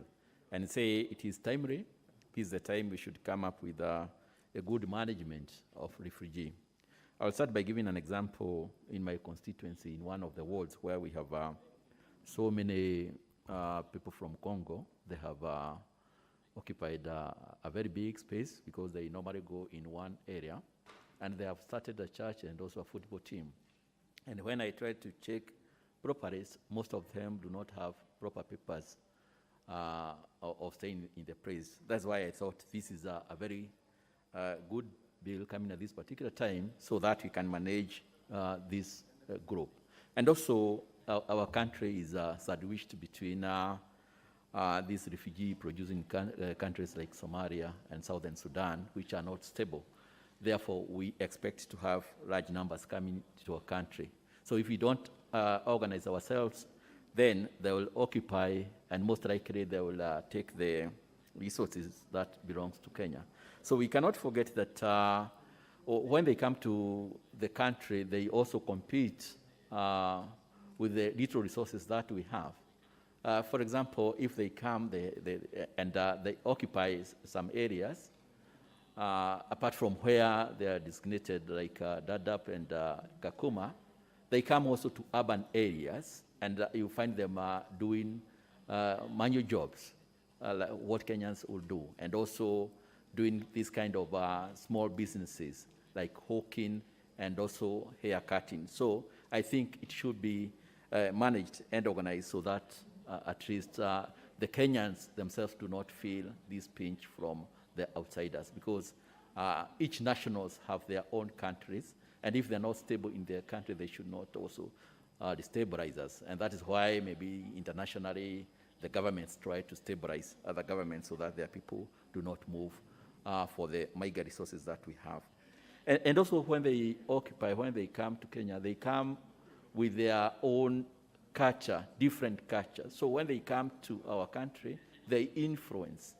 In my places, you'll find people who do not practice relationships the way we do. So they tend to influence our children. Therefore, I think we should come up with a very good regulation on when they come to our places and when they are integrated. They should be integrated in a good manner. Madam Speaker, we cannot also forget the kind of insecurity they bring to our country, like the terrorism that happened the other time. They hit our hotel, and when the government tried to check, it was organized in a refugee camp. So these are the issues that we should come up and do good amendments that will make this road a good road. I support the bill. Dr. Makali? Yeah, thank you. Thank you very much, Honorable Speaker, for this opportunity. Honorable Speaker, I want to first of all thank the Chair and the committee members for this important bill. The truth of the matter, Honorable Speaker, is that this bill has gone through very intensive public participation. Most of the key institutions working in this area have been consulted and they have given their input. The truth of the matter is it has not been easy to get this bill to where it is today because, as honorable members are saying, Honorable Speaker, there are lots of interests coming from different stakeholders. And one of the things which was quite difficult to get through this bill was the issue of balancing between human rights and what we call national interests. Because the refugees come to this country and there are laws which safeguard them in terms of their own human rights. But at the same time, Honorable Speaker, even though we have opened the gates for them, at the same time, we must also safeguard what we call national interests. And those are things like what Honorable Manch is talking about, issues of national security and all that. But looking at the bill, Honorable Speaker, you realize that there are provisions to take care of most of these areas. For example, who would qualify to be a refugee?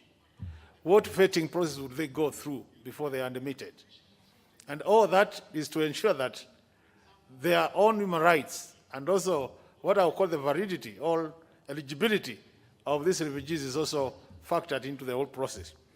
The other issue, Honorable Speaker, is, and this has happened in this country, we have heard of situations where communities living next to the refugee camps claim to be living a life which is worse than what the refugees are going through. And actually, attempts have been made in this country where the local community wants to go in as refugees so that they can benefit from some of these benefits. And basically what that is saying is that there are some of them who, when they come to Kenya, will even live better than Kenyans. And I think the question we need to, as leaders and national leaders, we must make sure that even as we accommodate refugees, then they don't appear to be enjoying more than our own people, because to me that would be sending the wrong signal to Kenyans. The other issue, and the big question is, should we allow them to work? When you look at the bill, there's a provision for them to be allowed to work. And the human rights, people who push for human rights would really say it is important that they work, and working makes sense. But in a country like Kenya, where unemployment is so high, then what that means is they'll come and start competing for the fewer kind of opportunities which are there for our own people. And these, to me, are the issues which really need to come out very clear in the bill. And the bill has tried really to do that. The issue of appeal, when, for example, when you are denied the status of a refugee in a country, then the appeal process is also well captured in the bill. How do you go about to make sure that even as you are denied that opportunity, then you don't seem to be really being denied just for the sake of it, that there are serious reasons why you should be denied. And there are a number of other advisory bodies in the bill in terms of how this thing should be addressed. And I really like what Honorable Mili was saying, that there are gaps. And what I would recommend, Honorable Speaker, even as you move forward with this bill, is that then such issues, if Honorable Mili could document, because I belong to that committee, if this could be documented so that we compare them versus what other bodies have submitted, because we got a lot of submissions. And actually this bill has gone through many circles in the process of ensuring that we don't leave anybody behind. But it is not easy, Honorable Speaker, I must confess, it is not easy to get a refugee bill which you can say is perfect, because the interests are so many that you must accommodate some and others just seem like you're accommodating partially, not fully. So even as I support Honorable Speaker, I think there is still room to improve. And I want to encourage honorable members to look at the bill, and where they think there are gaps, push those gaps forward so that as we go to the third reading, Honorable Speaker, then we'll have factored most of these concerns and ensure that we have a refugees bill or act which will safeguard the interests of refugees, but at the same time, safeguard the interests of Kenyans who are the host community. Thank you, Honorable Speaker. Honorable Chapkut. What is the number of your seat? 324, Madam Speaker, 324. Madam Speaker, I arise to support this bill, number 62. From the onset, it is indeed a clear bill that is going to ensure management and organization of refugees in our country. Committee of National for Administration and Security, it is my heartfelt congratulations to thank you, because you ensured that public participation, according to the Constitution, Article 118, was followed. Public input was indeed collected, and I have no doubt in my mind that bold regulations should be followed. Madam Speaker, I just want to mention something that in my own constituency, that is Ainapoi constituency, Kapsoya town is in CBD of Eldoret town.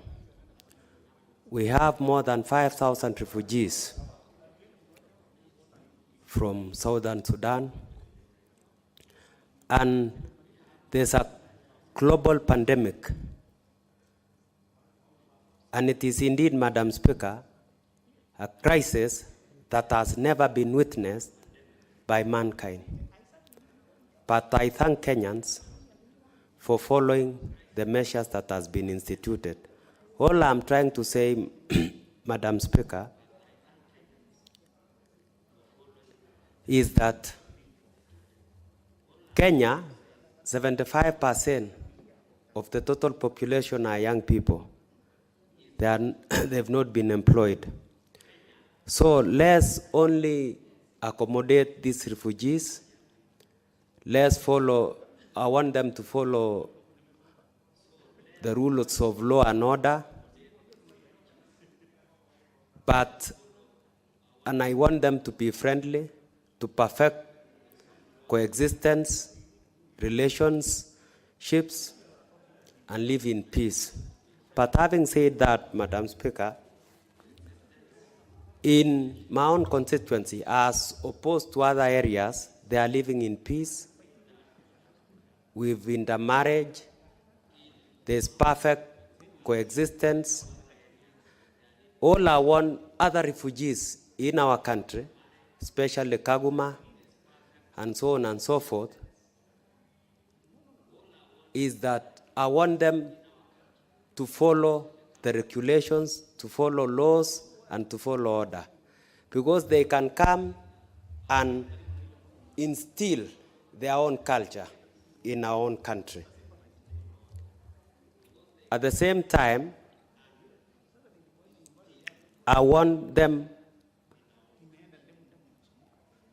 their definition is not well defined.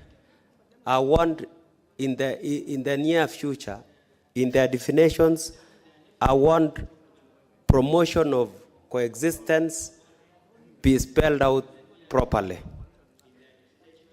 And in the intermarriages, you know, when you are born in Kenya, you will be allowed to get citizenship and so on and so forth because of being born in Kenya. So, Madam Speaker, the legal framework is perfect. The legal framework is excellent. The Committee of National Administration and Security have done a great job, Madam Speaker. So I support without any reservation. Thank you, Madam Speaker. The Honorable Kingola Makau, member for Mavoko. Thank you, Madam Speaker, for giving me a chance to contribute on this bill, Refugees Bill number 62. Madam Speaker, I can't agree more with members who are in agreement that when you look at the refugees in Kenya, Madam Speaker, we must strike a balance between those who are under UNHCR. Madam Speaker, I have seen in Kakuma and Dadaab, members who are registered by UNHCR centers, they kind of live within their laws, but they don't adhere to the Kenyan laws, though there is a lot of law breaking. And when I looked at this bill, Madam Speaker, the committee is trying to address some of those things. Madam Speaker, again, we should look at the welfare of the refugees versus our locals. It's true, Madam Speaker, sometimes how refugees are treated in this country, preferably, is better than our locals. And I think that causes a lot of discomfort among the locals. It encourages our people to want and go even be registered in those refugee camps. Madam Speaker, and sometimes, you know, recently, when I looked at how countries were voting for and against Kenya during the UN Security Council, I was disappointed to see the countries that we have hosted all this long, Ethiopia, Somalia, they were against us. So I was wondering, does Kenya do bad by hosting their people? Madam Speaker, I think sometimes white men or Englishmen say, scratch my back, I scratch yours. It's high time that we also favor our Kenyans, because if they cannot favor us at a time of need, then who are we to treat their people good and they cannot reciprocate? Madam Speaker, however, it is important to note, through countries with capacity to handle refugee professionalism and tap it, I have seen in the Scandinavian countries, they really have tapped into the capacities of these refugees. So we cannot equate Kenya, which is a developing country, with those countries, because we are in competition of the available resources. So I think it's important, even as we make laws that govern refugees, even considering human rights. Madam Speaker, we are at a time and a place where Kenya is trying to take off economically. And I think we should safeguard what we have so that the generations and the youth of this country should occupy those opportunities before even us engaging outsiders. So, Madam Speaker, I cannot agree more with this bill that provides the balance between locals and the refugees. And Madam Speaker, I am sure we have experts in this House who will bring amendments. I'll also look at it so that if there is anything that I feel will disadvantage Kenyans and will cause bad blood between our refugees and our Kenyans, then we'll bring it to this House and maybe carry it forward in its final reading. Thank you, Madam Speaker. Thank you. I support. Honorable Murugara Gitonga. Thank you. Thank you, Madam Speaker. Madam Speaker, I rise to support this bill. The bill is actually timely. We need to look into the issues of refugees in the country with some form of finality. Kenya has hosted refugees for quite a long time, almost since independence, as turmoil ravaged through Africa, and the people had to move and be accommodated in other countries where there was peace. However, Madam Speaker, there is a notion, especially amongst the communities that are hosting refugees, that refugees are actually treated better than our citizens. That in fact they live better lives. They may be lives of supply without much work, but this is because of the sort of laws we have in the country. I was privileged to join the stakeholders while doing public participation in respect of this bill, and I visited Kakuma refugee camp, which is itself a refugee camp. Then there was another settlement called Kalobey, which was meant to actually move the refugees from the initial status to some status akin to becoming Kenyans.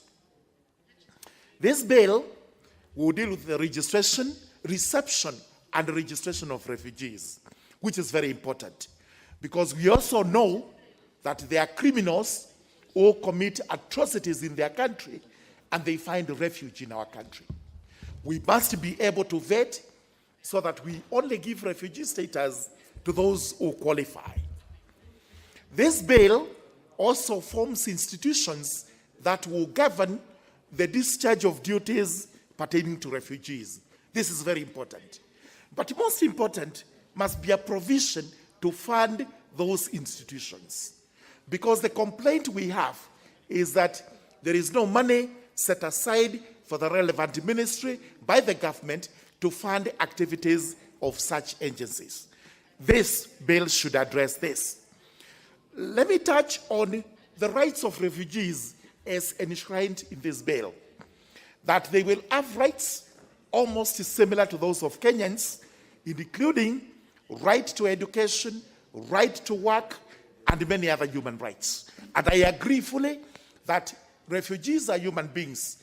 We must treat them with dignity. We must treat them with respect. We must accord to them what is due. However, while we try to integrate refugees into our society, we must not lose track of the fact that Kenyan citizens carry the primary role, citizenship is paramount, and that we must at least treat our citizens first and foremost before we go to refugees. When it comes to work, we know there is acute shortage of work in the country. Unemployment is ravaging our country. So as we consider refugees to work, we must bear in mind that we have tens, in fact not tens, but hundreds of thousands of young people in the country who have no jobs. Graduates from universities, from technical training institutes, from colleges who are jobless. So we must protect these ones first. When it comes to education, we must also look at the form of education we are giving to our citizens before we go to refugees. Because we know very well that in some even counties in Kenya, the level of education is wanting, the infrastructure in schools is wanting, and many others. We must also talk about the international community, which comes in to aid refugees. As they do this, primary importance must go to the host countries. As they sort out refugee problems, let's also look at what problems we indigenous Kenyans have, which this community must take into consideration, including what is good for us and what is good for refugees. So while I support this bill, there is a lot more to be is going to be interrogated, and we will be discussing this at the committee stage. Madam Speaker, I support. Very well. Let's have the member for Seme, Dr. Nyika. Thank you, Madam Speaker, for giving me the opportunity to discuss this. Madam Speaker, the issue of refugees is a big problem in the country. In this country, we actually have about 500,000 people who are living as refugees, mostly from Somalia and South Sudan. And we have huge refugee camps. In fact, Dadaab, which has most of the refugees, and Kakuma, and some of us may know, Kakuma is actually the largest refugee camp in the world. So it is a big problem that we have. Worldwide, we have about 25 million people who are walking around as refugees and without status. Not just the numbers, Madam Speaker, but we also have problems that will be cost of looking after them, the security issues that come with the refugees, the health issues, the human rights issues, and therefore it's an issue that needs to be looked at carefully. Good, this bill actually looked at recognition, protection of refugees, and gives effect to the international conventions we have signed into, like the UN one, the OAU one, but most importantly, Madam Speaker, it is the structures that the bill has put in place. The bill has put in place main very important structures, starting with a department within the public service. That makes sure that it's actually the department that is there to stay, it will be funded and easy to supervise. It has an advisory committee which actually advises the Commissioner for Refugees, and it has a status appeal committee, and it has a panel that looks at the issue of refugees. But Madam Speaker, what has come out that I think we need to look at in this is actually the Commissioner for Refugees and the Minister have a lot of discretion throughout this bill, that actually if we do not find structures that will curtail some of these or put in place processes, probably the appeal committee will do that. But it is something that I've looked at in the bill throughout. There's a lot of authority that is given to the minister and the commissioner for the commissioner. The other thing that it is not clear in this bill, and I think we can look at it, the relationship between the advisory committee and the commissioner. Looking at it superficially, you realize that the commissioner is working under the advisory committee, but you don't see a clear structural relationship. And my concern is that later on in future, there may actually be a conflict between them. The other issue that I noted is the composition of the committee. It's purely a government committee, and as Honorable Milliard said, we actually need to include the civil society and even the religious organizations in that. The appeal committee replaces the act, the board, the appeal board that is in the act. Again, it is solely appointed by the minister, and you do not get any representation from the civil society. So again, that's an issue that we need to look at it. However, it establishes a proper process of application, process of eligibility, and the eligibility panel is actually an important panel that advises the commissioner. There are very good provisions in this bill, like in clause 16, screening people for health, but it does not go ahead to say, after you screen them, what do you do? The protection of women, people with disability, is actually very good. But as Honorable Millie said, the exclusion for consideration just because you have applied to another country, I think is not correct. It should be that you have actually been given asylum in another country. So, Madam Speaker, you find that it defines the establishment of designated areas and the settlement officers that actually looks after these areas and the protection of how you get into.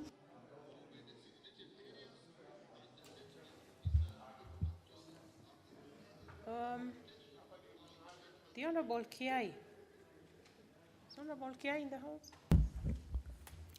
Thank you, Madam Speaker. Oh, you're seated in Yes. an unlikely position. Today I'm in the opposition, but I have not shifted. Madam Speaker, I want to appreciate, and I'm seated next to my classmate, Millie Athiambo. I stand to support this bill.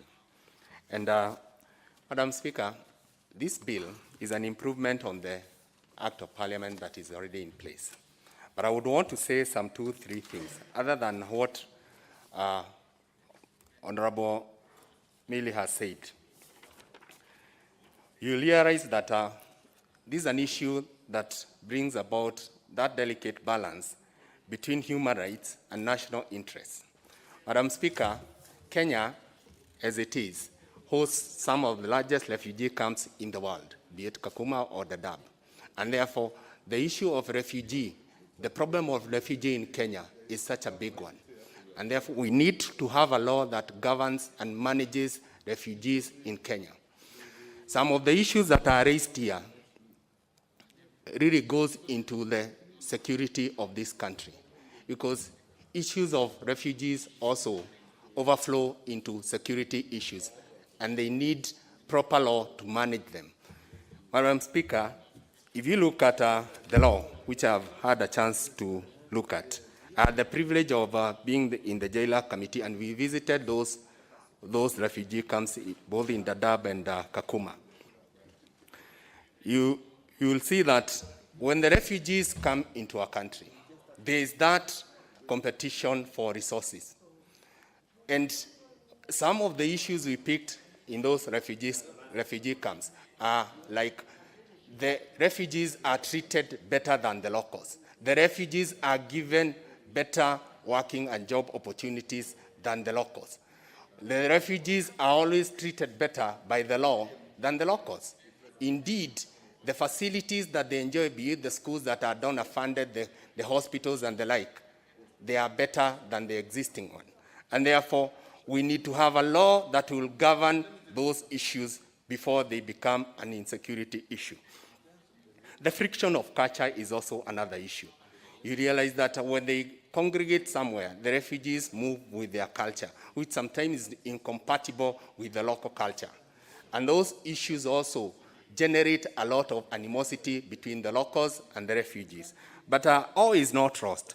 I realize that this act has a very huge chunk about integration.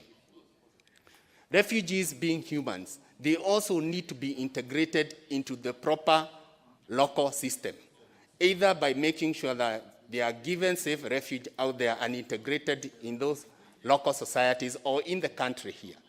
The section about integration talks about what happens in a situation whereby two refugees reproduce a kid who is stateless.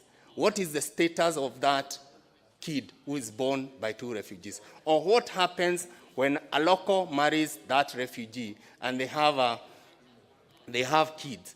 What is the status of those kids? Because the law as it is, they cannot become Kenyan citizens. In other places like in America, the moment you are born in their country, then you become an automatic citizen. We need to look at such issues.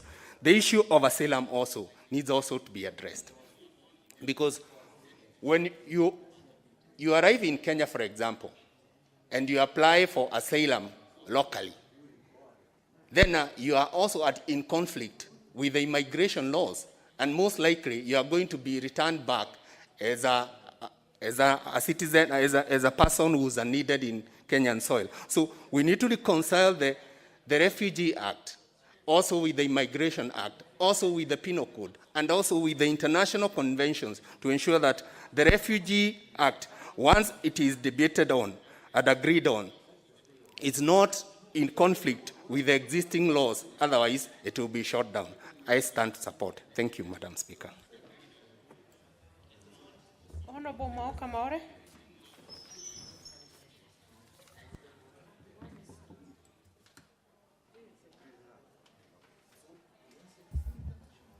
Madam Speaker, thank you for the opportunity to contribute to this very important bill. This is a bill that should have been enacted on the eve of the Somali fall, we have been having the unfortunate kind of credit of having to neighbor a failed state for close to 34 years, for nearly 30 years, because actually it's now 29 years since 1991. Madam Speaker, it is important to note that the definition of a refugee and the status that one enters into as somebody who is running away from conflict or persecution, and the reality that when you are a refugee, if you are repatriated back to your homeland, there is a threat to your life in very many ways. And that is usually the difference between somebody who is seeking asylum and somebody who is seeking refugee status.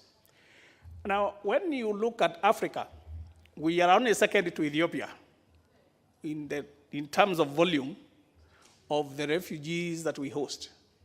So for us, as a country, the one refugee should actually ring a bell to everybody. And for that reason, you've seen how the influx, let's say, of the Somali citizens who came, and they came in two different categories. There are those women and children who are vulnerable. They were concentrated in camps. There are those who want money. They came and actually transformed, for example, the lifestyle of Nairobi. When you find that in most estates where they occupied, they were tripling the prices of houses, both rental and purchase. So when we actually have this scenario of refugees, and this bill has come at the right time, let's say it is late, but this is the right time. Madam Speaker, we know when the UN was defining the life of a refugee, the UN Security Agency that actually caters for refugees, it was specifically to help the Europeans who had been displaced by World War II. And for that reason, that's why you find the protection of a refugee is quite a serious affair, because it involved the Europeans. Now that the Europeans are far away from that plague, now it is as Africans and most of the other developing countries. You can see Bangladesh, what they are, for example, going through with the Rohingya and the others. And the Middle East, the displacement of the war. So, Madam Speaker, when we talk about a refugee, it's a human being like you and me. And it is for that reason, when we have this piece of legislation trying to define and protect refugees, it could not have come at a better time than this time. We need, as a country, to integrate those refugees who are within our borders and provide them with the facilities, even near where they are settled. We know the UN, there's big money. Those who know about those cartels of the UN and others, the money involved is big. And for that reason, that's why you find the facilities at the refugee camp are usually better than with the communities nearby. But we should always respect, with a lot of dignity, those people who are at the fortunate status of being a refugee. And with those few remarks, Madam Speaker, I beg to support this bill. Member for Kasarani, Honorable Mercy Gakuya.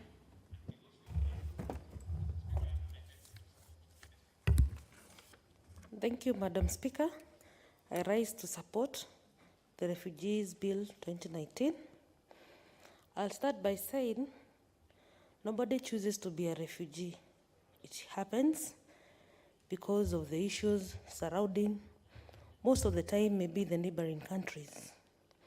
It is good we put things in order, because most of the times the locals, they find the refugees as a security threat. I'll give an example, like Kasarani constituency. We have almost 10,000 Congolese, and you find most of the complaints at the administration office or at the DCC office, Kasarani, is about the refugees. Within the estate, you find the locals are not able to accommodate them. So when we have a bill which will enable that the law and order is maintained, or there will be harmony between the refugees and the locals, it will be in order. And we usually say today is this country, tomorrow is another country. We cannot compare ourselves with countries like Germany, who are hosting a lot of refugees from Syria in millions. So the few or the many a country would host, it's good we have law and order in place. It's high time we ensure that our locals will not see like the refugees have come to grab their resources, as it has been cited in the House, that sometimes you find they have more privileges. Not that they have more privileges. It's because maybe they have more resources in terms of money. They're able to purchase. And through like marriage, you find one is able to be a citizen. So it's high time as a country we support this bill so that we live in harmony. As we know that when our locals feel threatened, it will be difficult to convince our locals that we are not hosting for a particular advantage. So I support this bill, and we hope that various estates, especially in Nairobi County, some have Sudanese, others from Rwanda, and like I've given an example for a place in Kasarani, we have Congolese. And sometimes when you go to the estate, you find the local men are not really complaining about the women who are refugees. They only complain about men. Like during the road construction, they say the men are grabbing the casual works because casual labor, they usually, most of the time, not ask for their IDs. They just represent themselves, or whoever is present is accommodated. And you find they are given some casual jobs.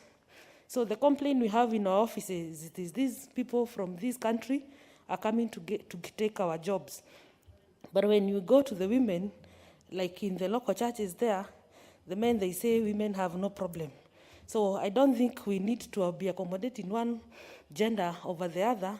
We need to make sure that whatever is being said should be right and correct so that we accommodate them as a family. And as when I was starting, I said no one chooses to be a refugee.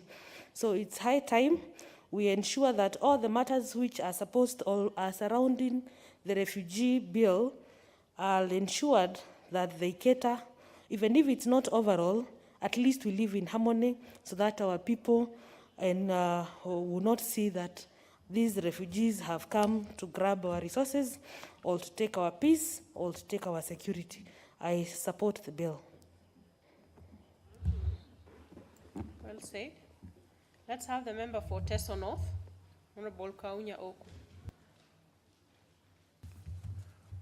Thank you very much, Madam Speaker, for the opportunity to support this bill. I am a member of the National Administration and Security Committee of the National Assembly. And I want to support the sentiments our chairman gave. And to add that one of the things we found out when going out to the field, especially when we visited Kakuma and Dadaab, we found that the number of refugees we have in this country is quite big. The total of 474,044 refugees in total. And of course, we found that out of the voluntary repatriation, only 1,473 were repatriated.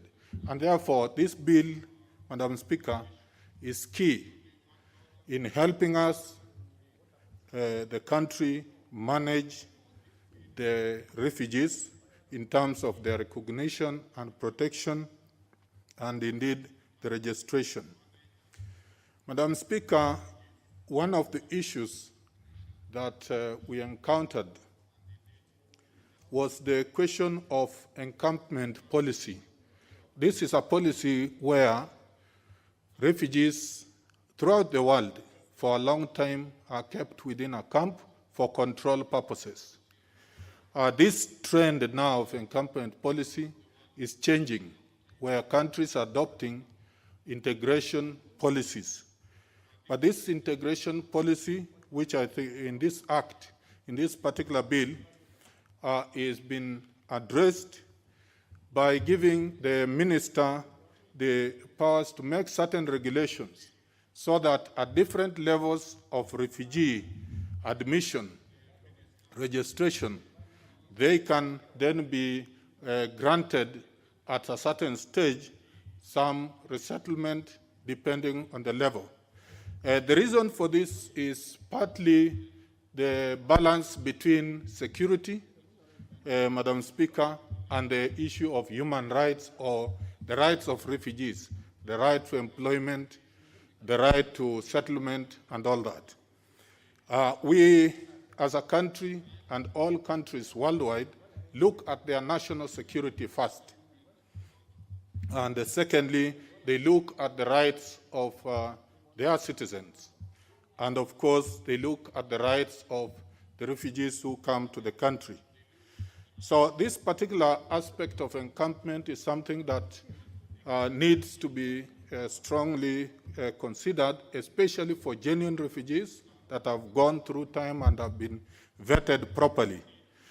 We had a case, Madam Speaker, in Dadaab, where a young man was born in 1991 after the refugee influx in Dadaab, and he schooled there, and we met him and he gave a testimony. He remained in the camp and he was now 28 years old. So, of course, this law and the country has to decide how do we deal with those cases where a child is born and is a refugee. Really, there are certain rights that have to be guaranteed within the law. Madam Speaker, the other aspects members have actually ventilated on the issue that this particular bill is meant partly to align our act, the management of refugee. We had the Refugee Act number 13 of 2006, which was not aligned to the 2010 Constitution. So partly this bill will seek to align that to the 2010 Constitution, which had several changes, including the titles of minister, which is now the CS. Lastly, Madam Speaker, I support this bill, particularly because it has provided for all the institutional arrangements, right from the department, which will be domiciled, the Department of Registration, and we have also several other provisions for.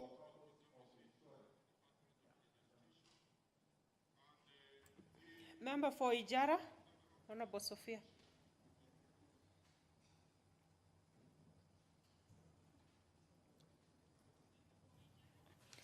Thank you, Madam Speaker, for giving me this. And I come from a county that hosts refugees, and I've had a lot of experience with the refugees and in this country, and it has been very difficult for even us as the host community, because there were, you know, when they came 30 years ago, we did not have any structured system of engagement, and there was no preparedness. Nobody was expecting that kind of a problem in our neighboring country, and we did not have specific laws that could address issues of refugees.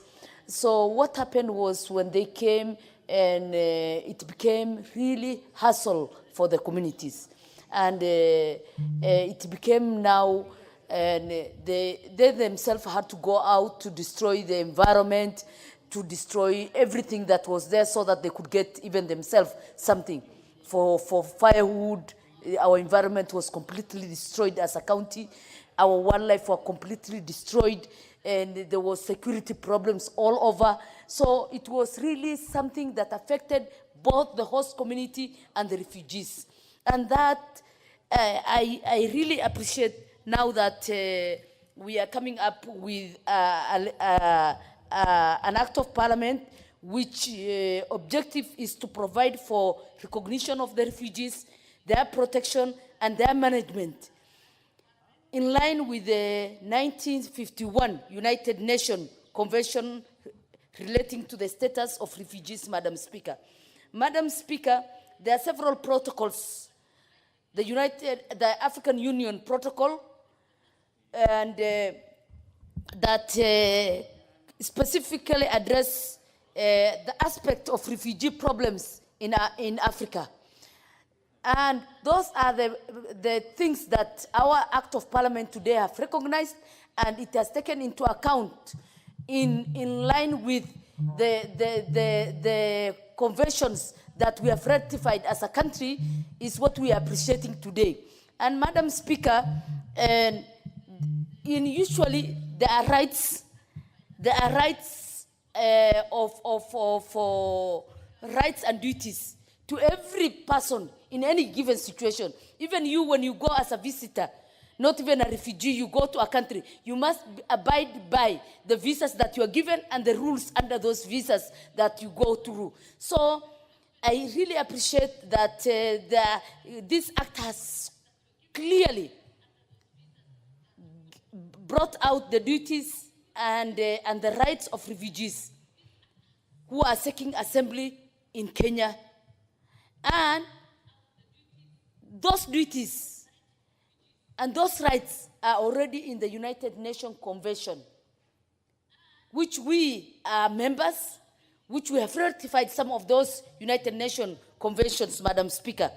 Madam Speaker, if an enabling situation is given, the refugees will be able to contribute heavily in terms of our economic and social development of this country.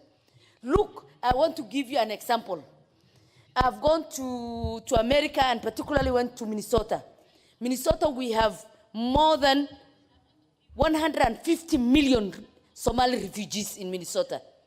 And the kind of business and engagement they're doing and the way they have turned around the economical aspect of Minnesota, it has gone down into history, in the American history, because they are contributing huge tax returns to the government, which in turn is used for development, Madam Speaker. Madam Speaker, this is the right time. We are doing the right thing. And when you are doing the right thing, it gives that issues. So I'm asking, once we have the refugees, then it is important that we facilitate the refugees, give them proper documentations, both at the two levels of government, at the national level and at the county level. Once we integrate the refugees and give them the opportunity to be part and parcel of this country, and particularly to be able to coexist.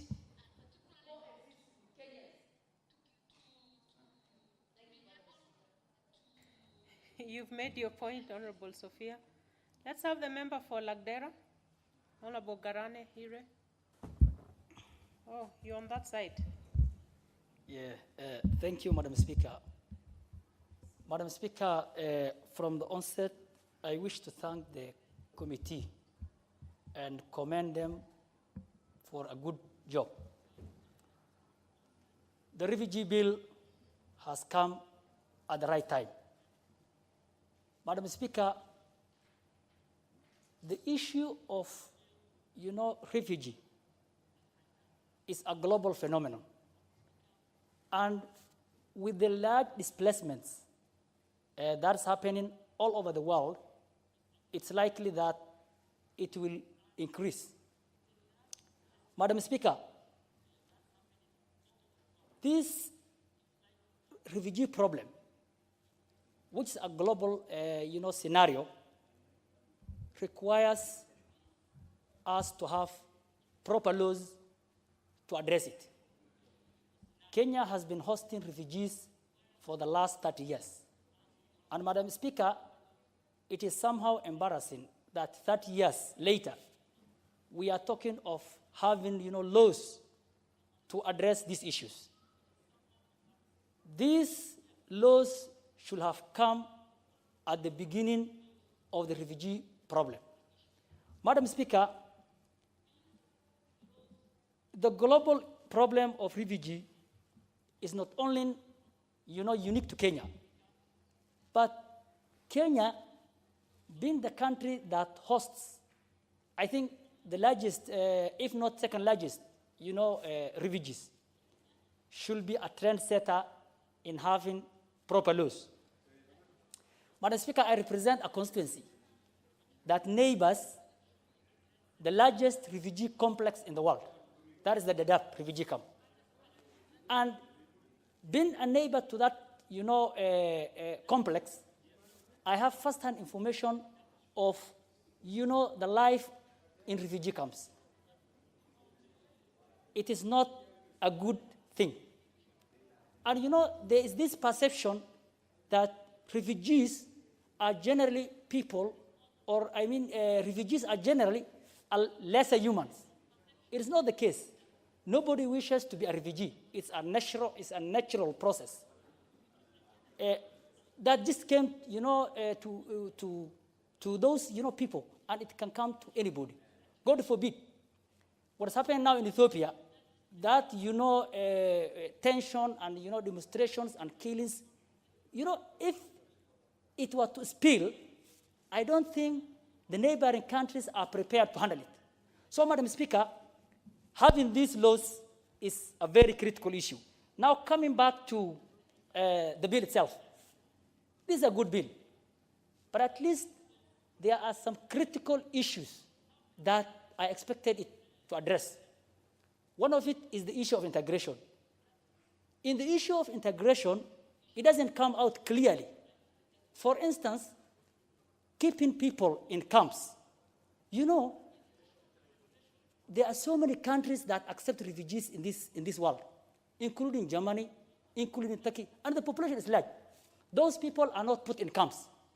Those people, there are proper, policies and laws that allows the host countries to integrate them to be part of the society. Because if you allow these people to, live within society, most of the issues, whether it is insecurity, whether it is competition for resources, we will not be talking about.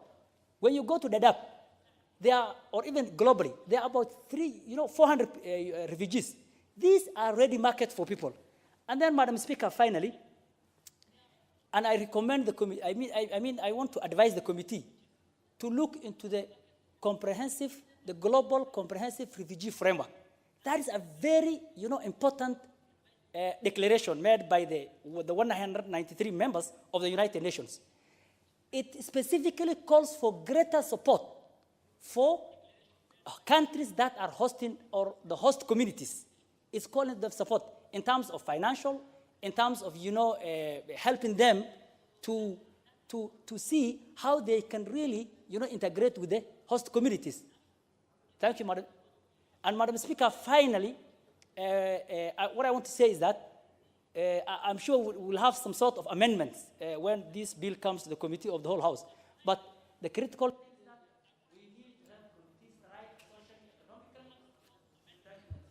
Yes, Honorable Member for Lagdera, you will have an opportunity to interact more, and in the next stage of the committee, you go into the details of whatever reservations you may hold. Member for Kabondo Kasipul, Honorable Akinyi Obara. Thank you very much, Madam Speaker. I know that a lot has been said, but let me also add my voice and support the bill. As has been noted, the bill is generally progressive and administrative in nature, providing for the rights of the refugees in Kenya. Madam Speaker, I'm happy to note that there is it is very clear on integration of the refugees, which has been mentioned by many of us here today. Integration of the refugees with the communities that they can share their amenities. And this is critical, Madam Speaker, as has been noted, that there are instances when these refugees actually have better services than the locals themselves. And therefore, an attempt to integrate the two is worth commending. Finally, so that I don't repeat what has already been said, Madam Speaker, the bill also incorporates international standards. In the process, therefore, it places our country, Kenya, as a jurisdiction that complies with the international laws. Once again, I support. Thank you. Member for Masinga. Honorable Mbithi. Yeah, thank you. Thank you, Madam Speaker, for this opportunity. And I want to say something about this bill. Indeed, we thank the committee for good work, for really thinking about this bill so that we can have structures to be able to govern the refugees in this country. Indeed, these are human beings like ourselves, and they need to be taken care of the way the Constitution takes care of each one of us, and therefore the bill will be able to bring sanity to the refugees so that they can also have structures in place to be able to manage them and also manage their affairs. You remember that many have said that this country have been hosting refugees for over 30 years, and indeed we have been very generous. This country is a very generous country. We have been able to take care of them even when some wanted them to be kicked out of this country. The administration said they will still hold on unto them, and they are still in this country. Therefore, I think that is why we are being honored, or we are being paid by God, because we are taking care of the vulnerable, them that are unable to go anywhere, them that are unable to help themselves. And you know, it is very important to help somebody who will never be able to help you. And therefore, it is an honor for this country to have taken care of the refugees from Sudan, from Somalia, from other countries. Even we used to take care of the refugees from Uganda when Yamini had chased them from that country. And therefore, we have become like a host country, a country that is so generous. And therefore, this bill will be able to help to bring sanity in all the ways and be able to have some controls. There are some of them who normally don't behave very well, and some normally behave very well. Others live very large, especially the ones who are coming from Sudan before their independence. They used to live in Karen, in Lavington, and then some of us used to envy them. Why are they living that large, and we are the citizens, and we cannot be able to afford even to live like them? And therefore, to me, it is a God-sent opportunity that we can be able to bring some order in those human beings called the refugees, because they are human like us. I remember one day there was an article from Kakuma that one of the refugee there had put up a very huge a wholesale shop that sells everything, until Equity Bank had to go and open a small branch to only cater for that one person, because he was banking a lot of money. So to me, these are human beings who have a lot of energy, they have a lot of brains, they can become good businessmen, and therefore being taken care by this bill will help. And also, in the refugee camps, there is a lot of employment because the international organizations, they normally bring their unemployed or maybe their professionals to be able to come and do the logistics in those camps and be able to supply food and other essential items to the refugees. And therefore, they also create employment. Therefore, if all this can be brought together by this bill, then it will be a good thing so that we can go forward. Thank you, Madam Speaker. Let's have the member for Makueni, and I would urge you, between you and two other members, you have 9 minutes. So if you could be gracious enough to do 3 minutes each, then the whole list can be cleared. People will contribute. Thank you, Madam Speaker. Let me take a different view from what members have said so that we don't repeat ourselves. I want to say that refugees are a worldwide crisis. And the earliest this was spotted was as early as 3,000, 4,000 years ago, when in the Mosaic Law we are able to spot something called cities of refuge.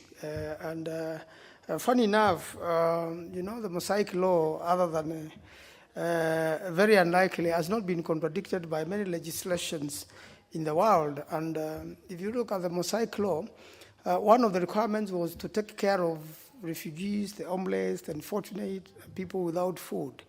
It was really, really a serious requirement. And when somebody had done something bad, then they could also run to a city of refuge, especially manslaughter, but not murder. And then coming to the modern times, one of the most hit places, and the chair of administration, Mr. Koinange, is aware, we have a gentleman called David Beasley, who is the director of World Food Program and has been traversing the whole world, including Kenya. He's a very great friend of Kenya, who has been feeding these refugees. And the statistics show that a lot of refugees die, especially children, out of hunger if there's a little delay with the delivery of these donations. And that tells us there's a problem, not only in Kenya, but worldwide. And it's a matter which now as a country we need to address. Have we accommodated Somalis, Southern Sudanese, Burundians, Ugandans, almost all our neighbors are accommodated in our country. Some of the refugees, most of them come out of war. We have even the latest from Turkey. When there was a problem in Turkey recently, some of the Turkish people living here automatically became refugees, and they had to come assist them administratively to take care. Therefore, I really want to thank the committee and want to urge members to support this, because we are now able to address the loopholes we had in the law and where we could not seal. But most important, we have to protect these people. They have to be given human rights. They have to be treated well, because anyone can be a refugee anytime in the world. I thank you, Madam Speaker.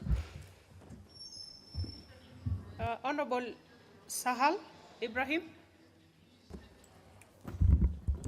Thank you, Madam Speaker, for giving me this opportunity to contribute to this bill, refugee bill. Madam Speaker, Kenya has hosted a large asylum seeking and refugee population, which at present is managed jointly by the country's Department of Refugee Affairs and the United Nations High Commission for Refugees.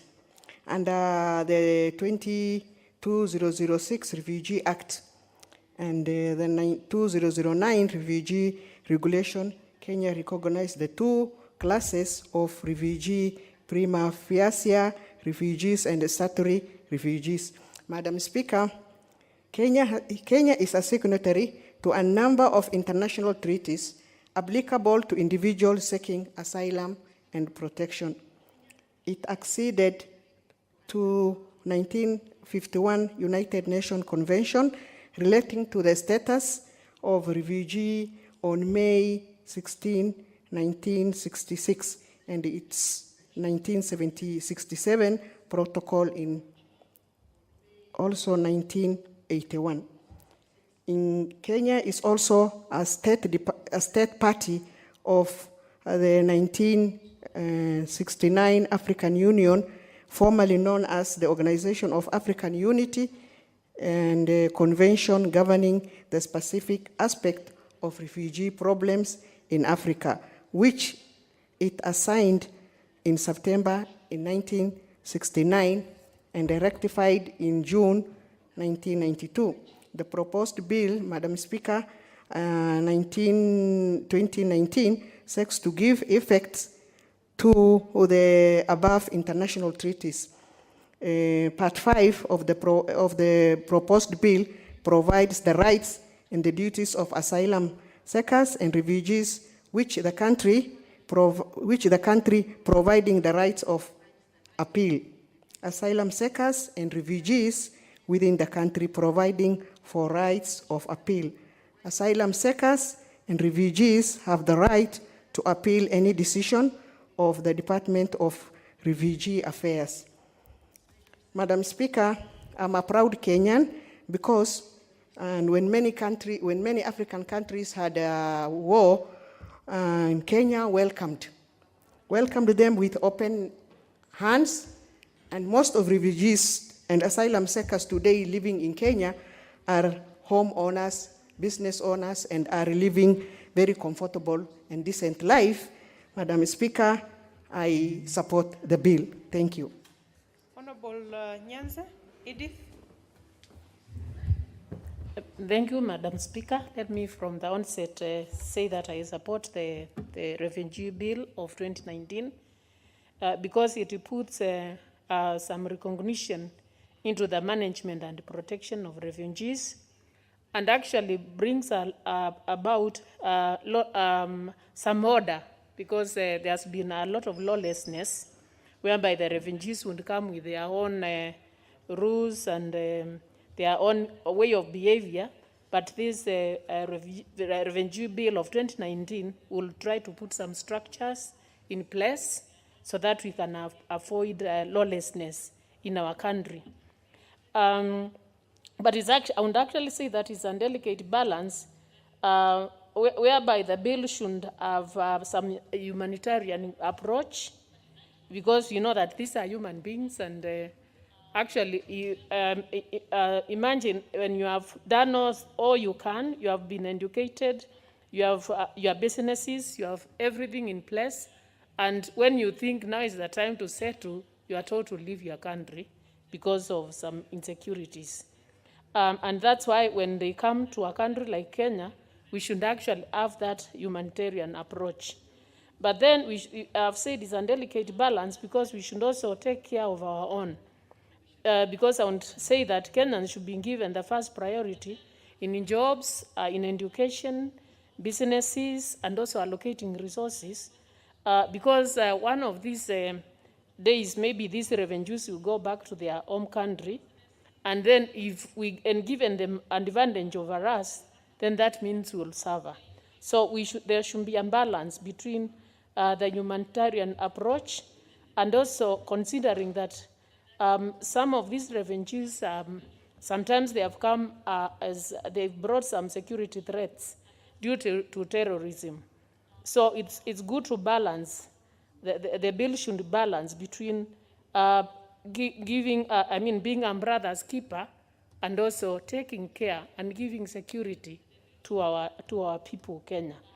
So it's good to know, to also know the maximum number of people, of refugees who can be kept in a camp, because you find that some camps have so many people, and then instead of now really giving them refuge, you find that the camp becomes like a prison.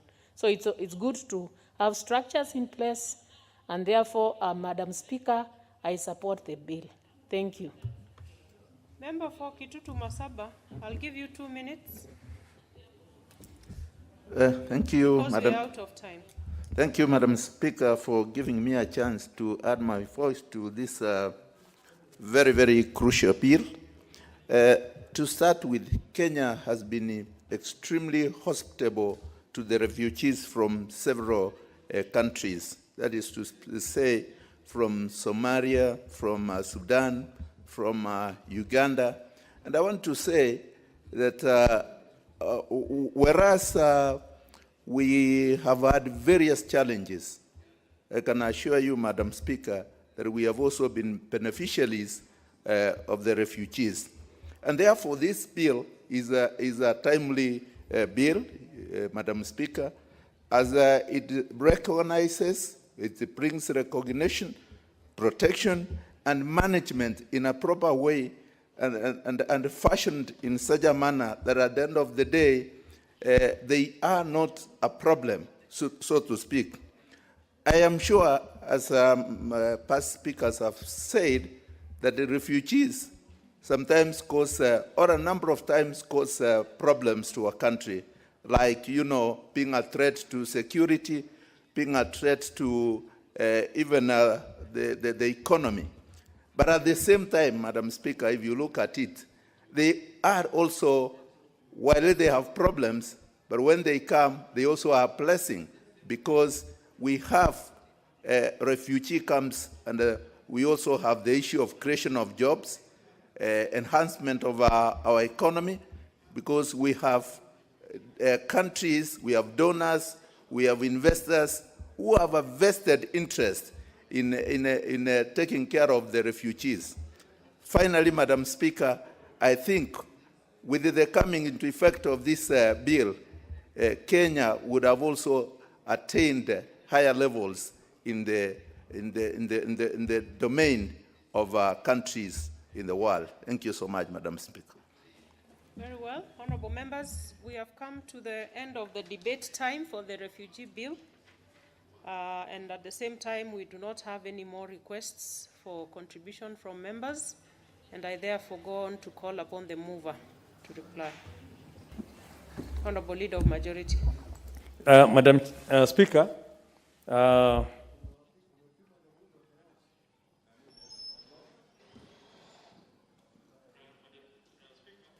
Madam Speaker, when I was moving this bill, I did indicate that this is a very important bill.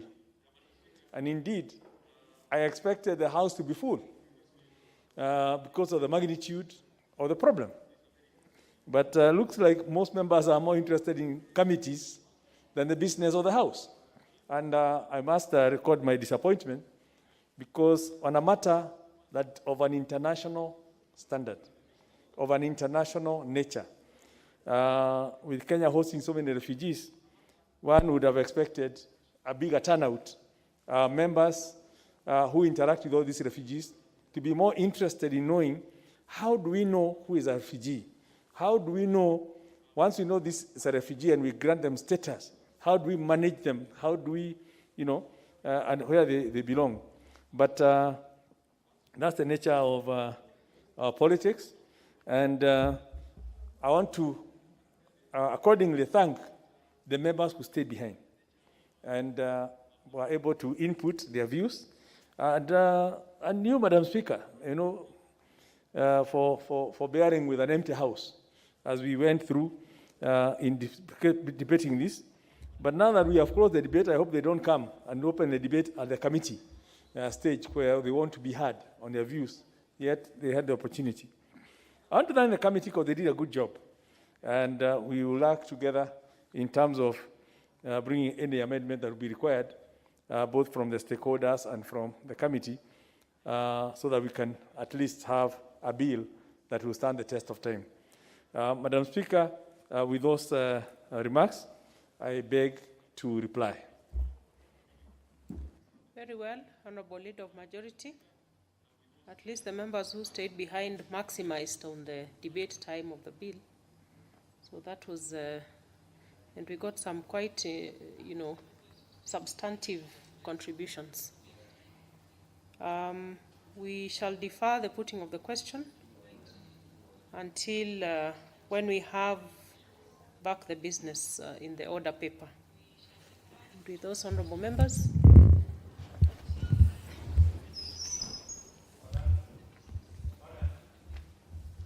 Honorable members, the time being 6:50 p.m., This House stands adjourned until Tuesday, July 28th, 2020 at 2:30 p.m.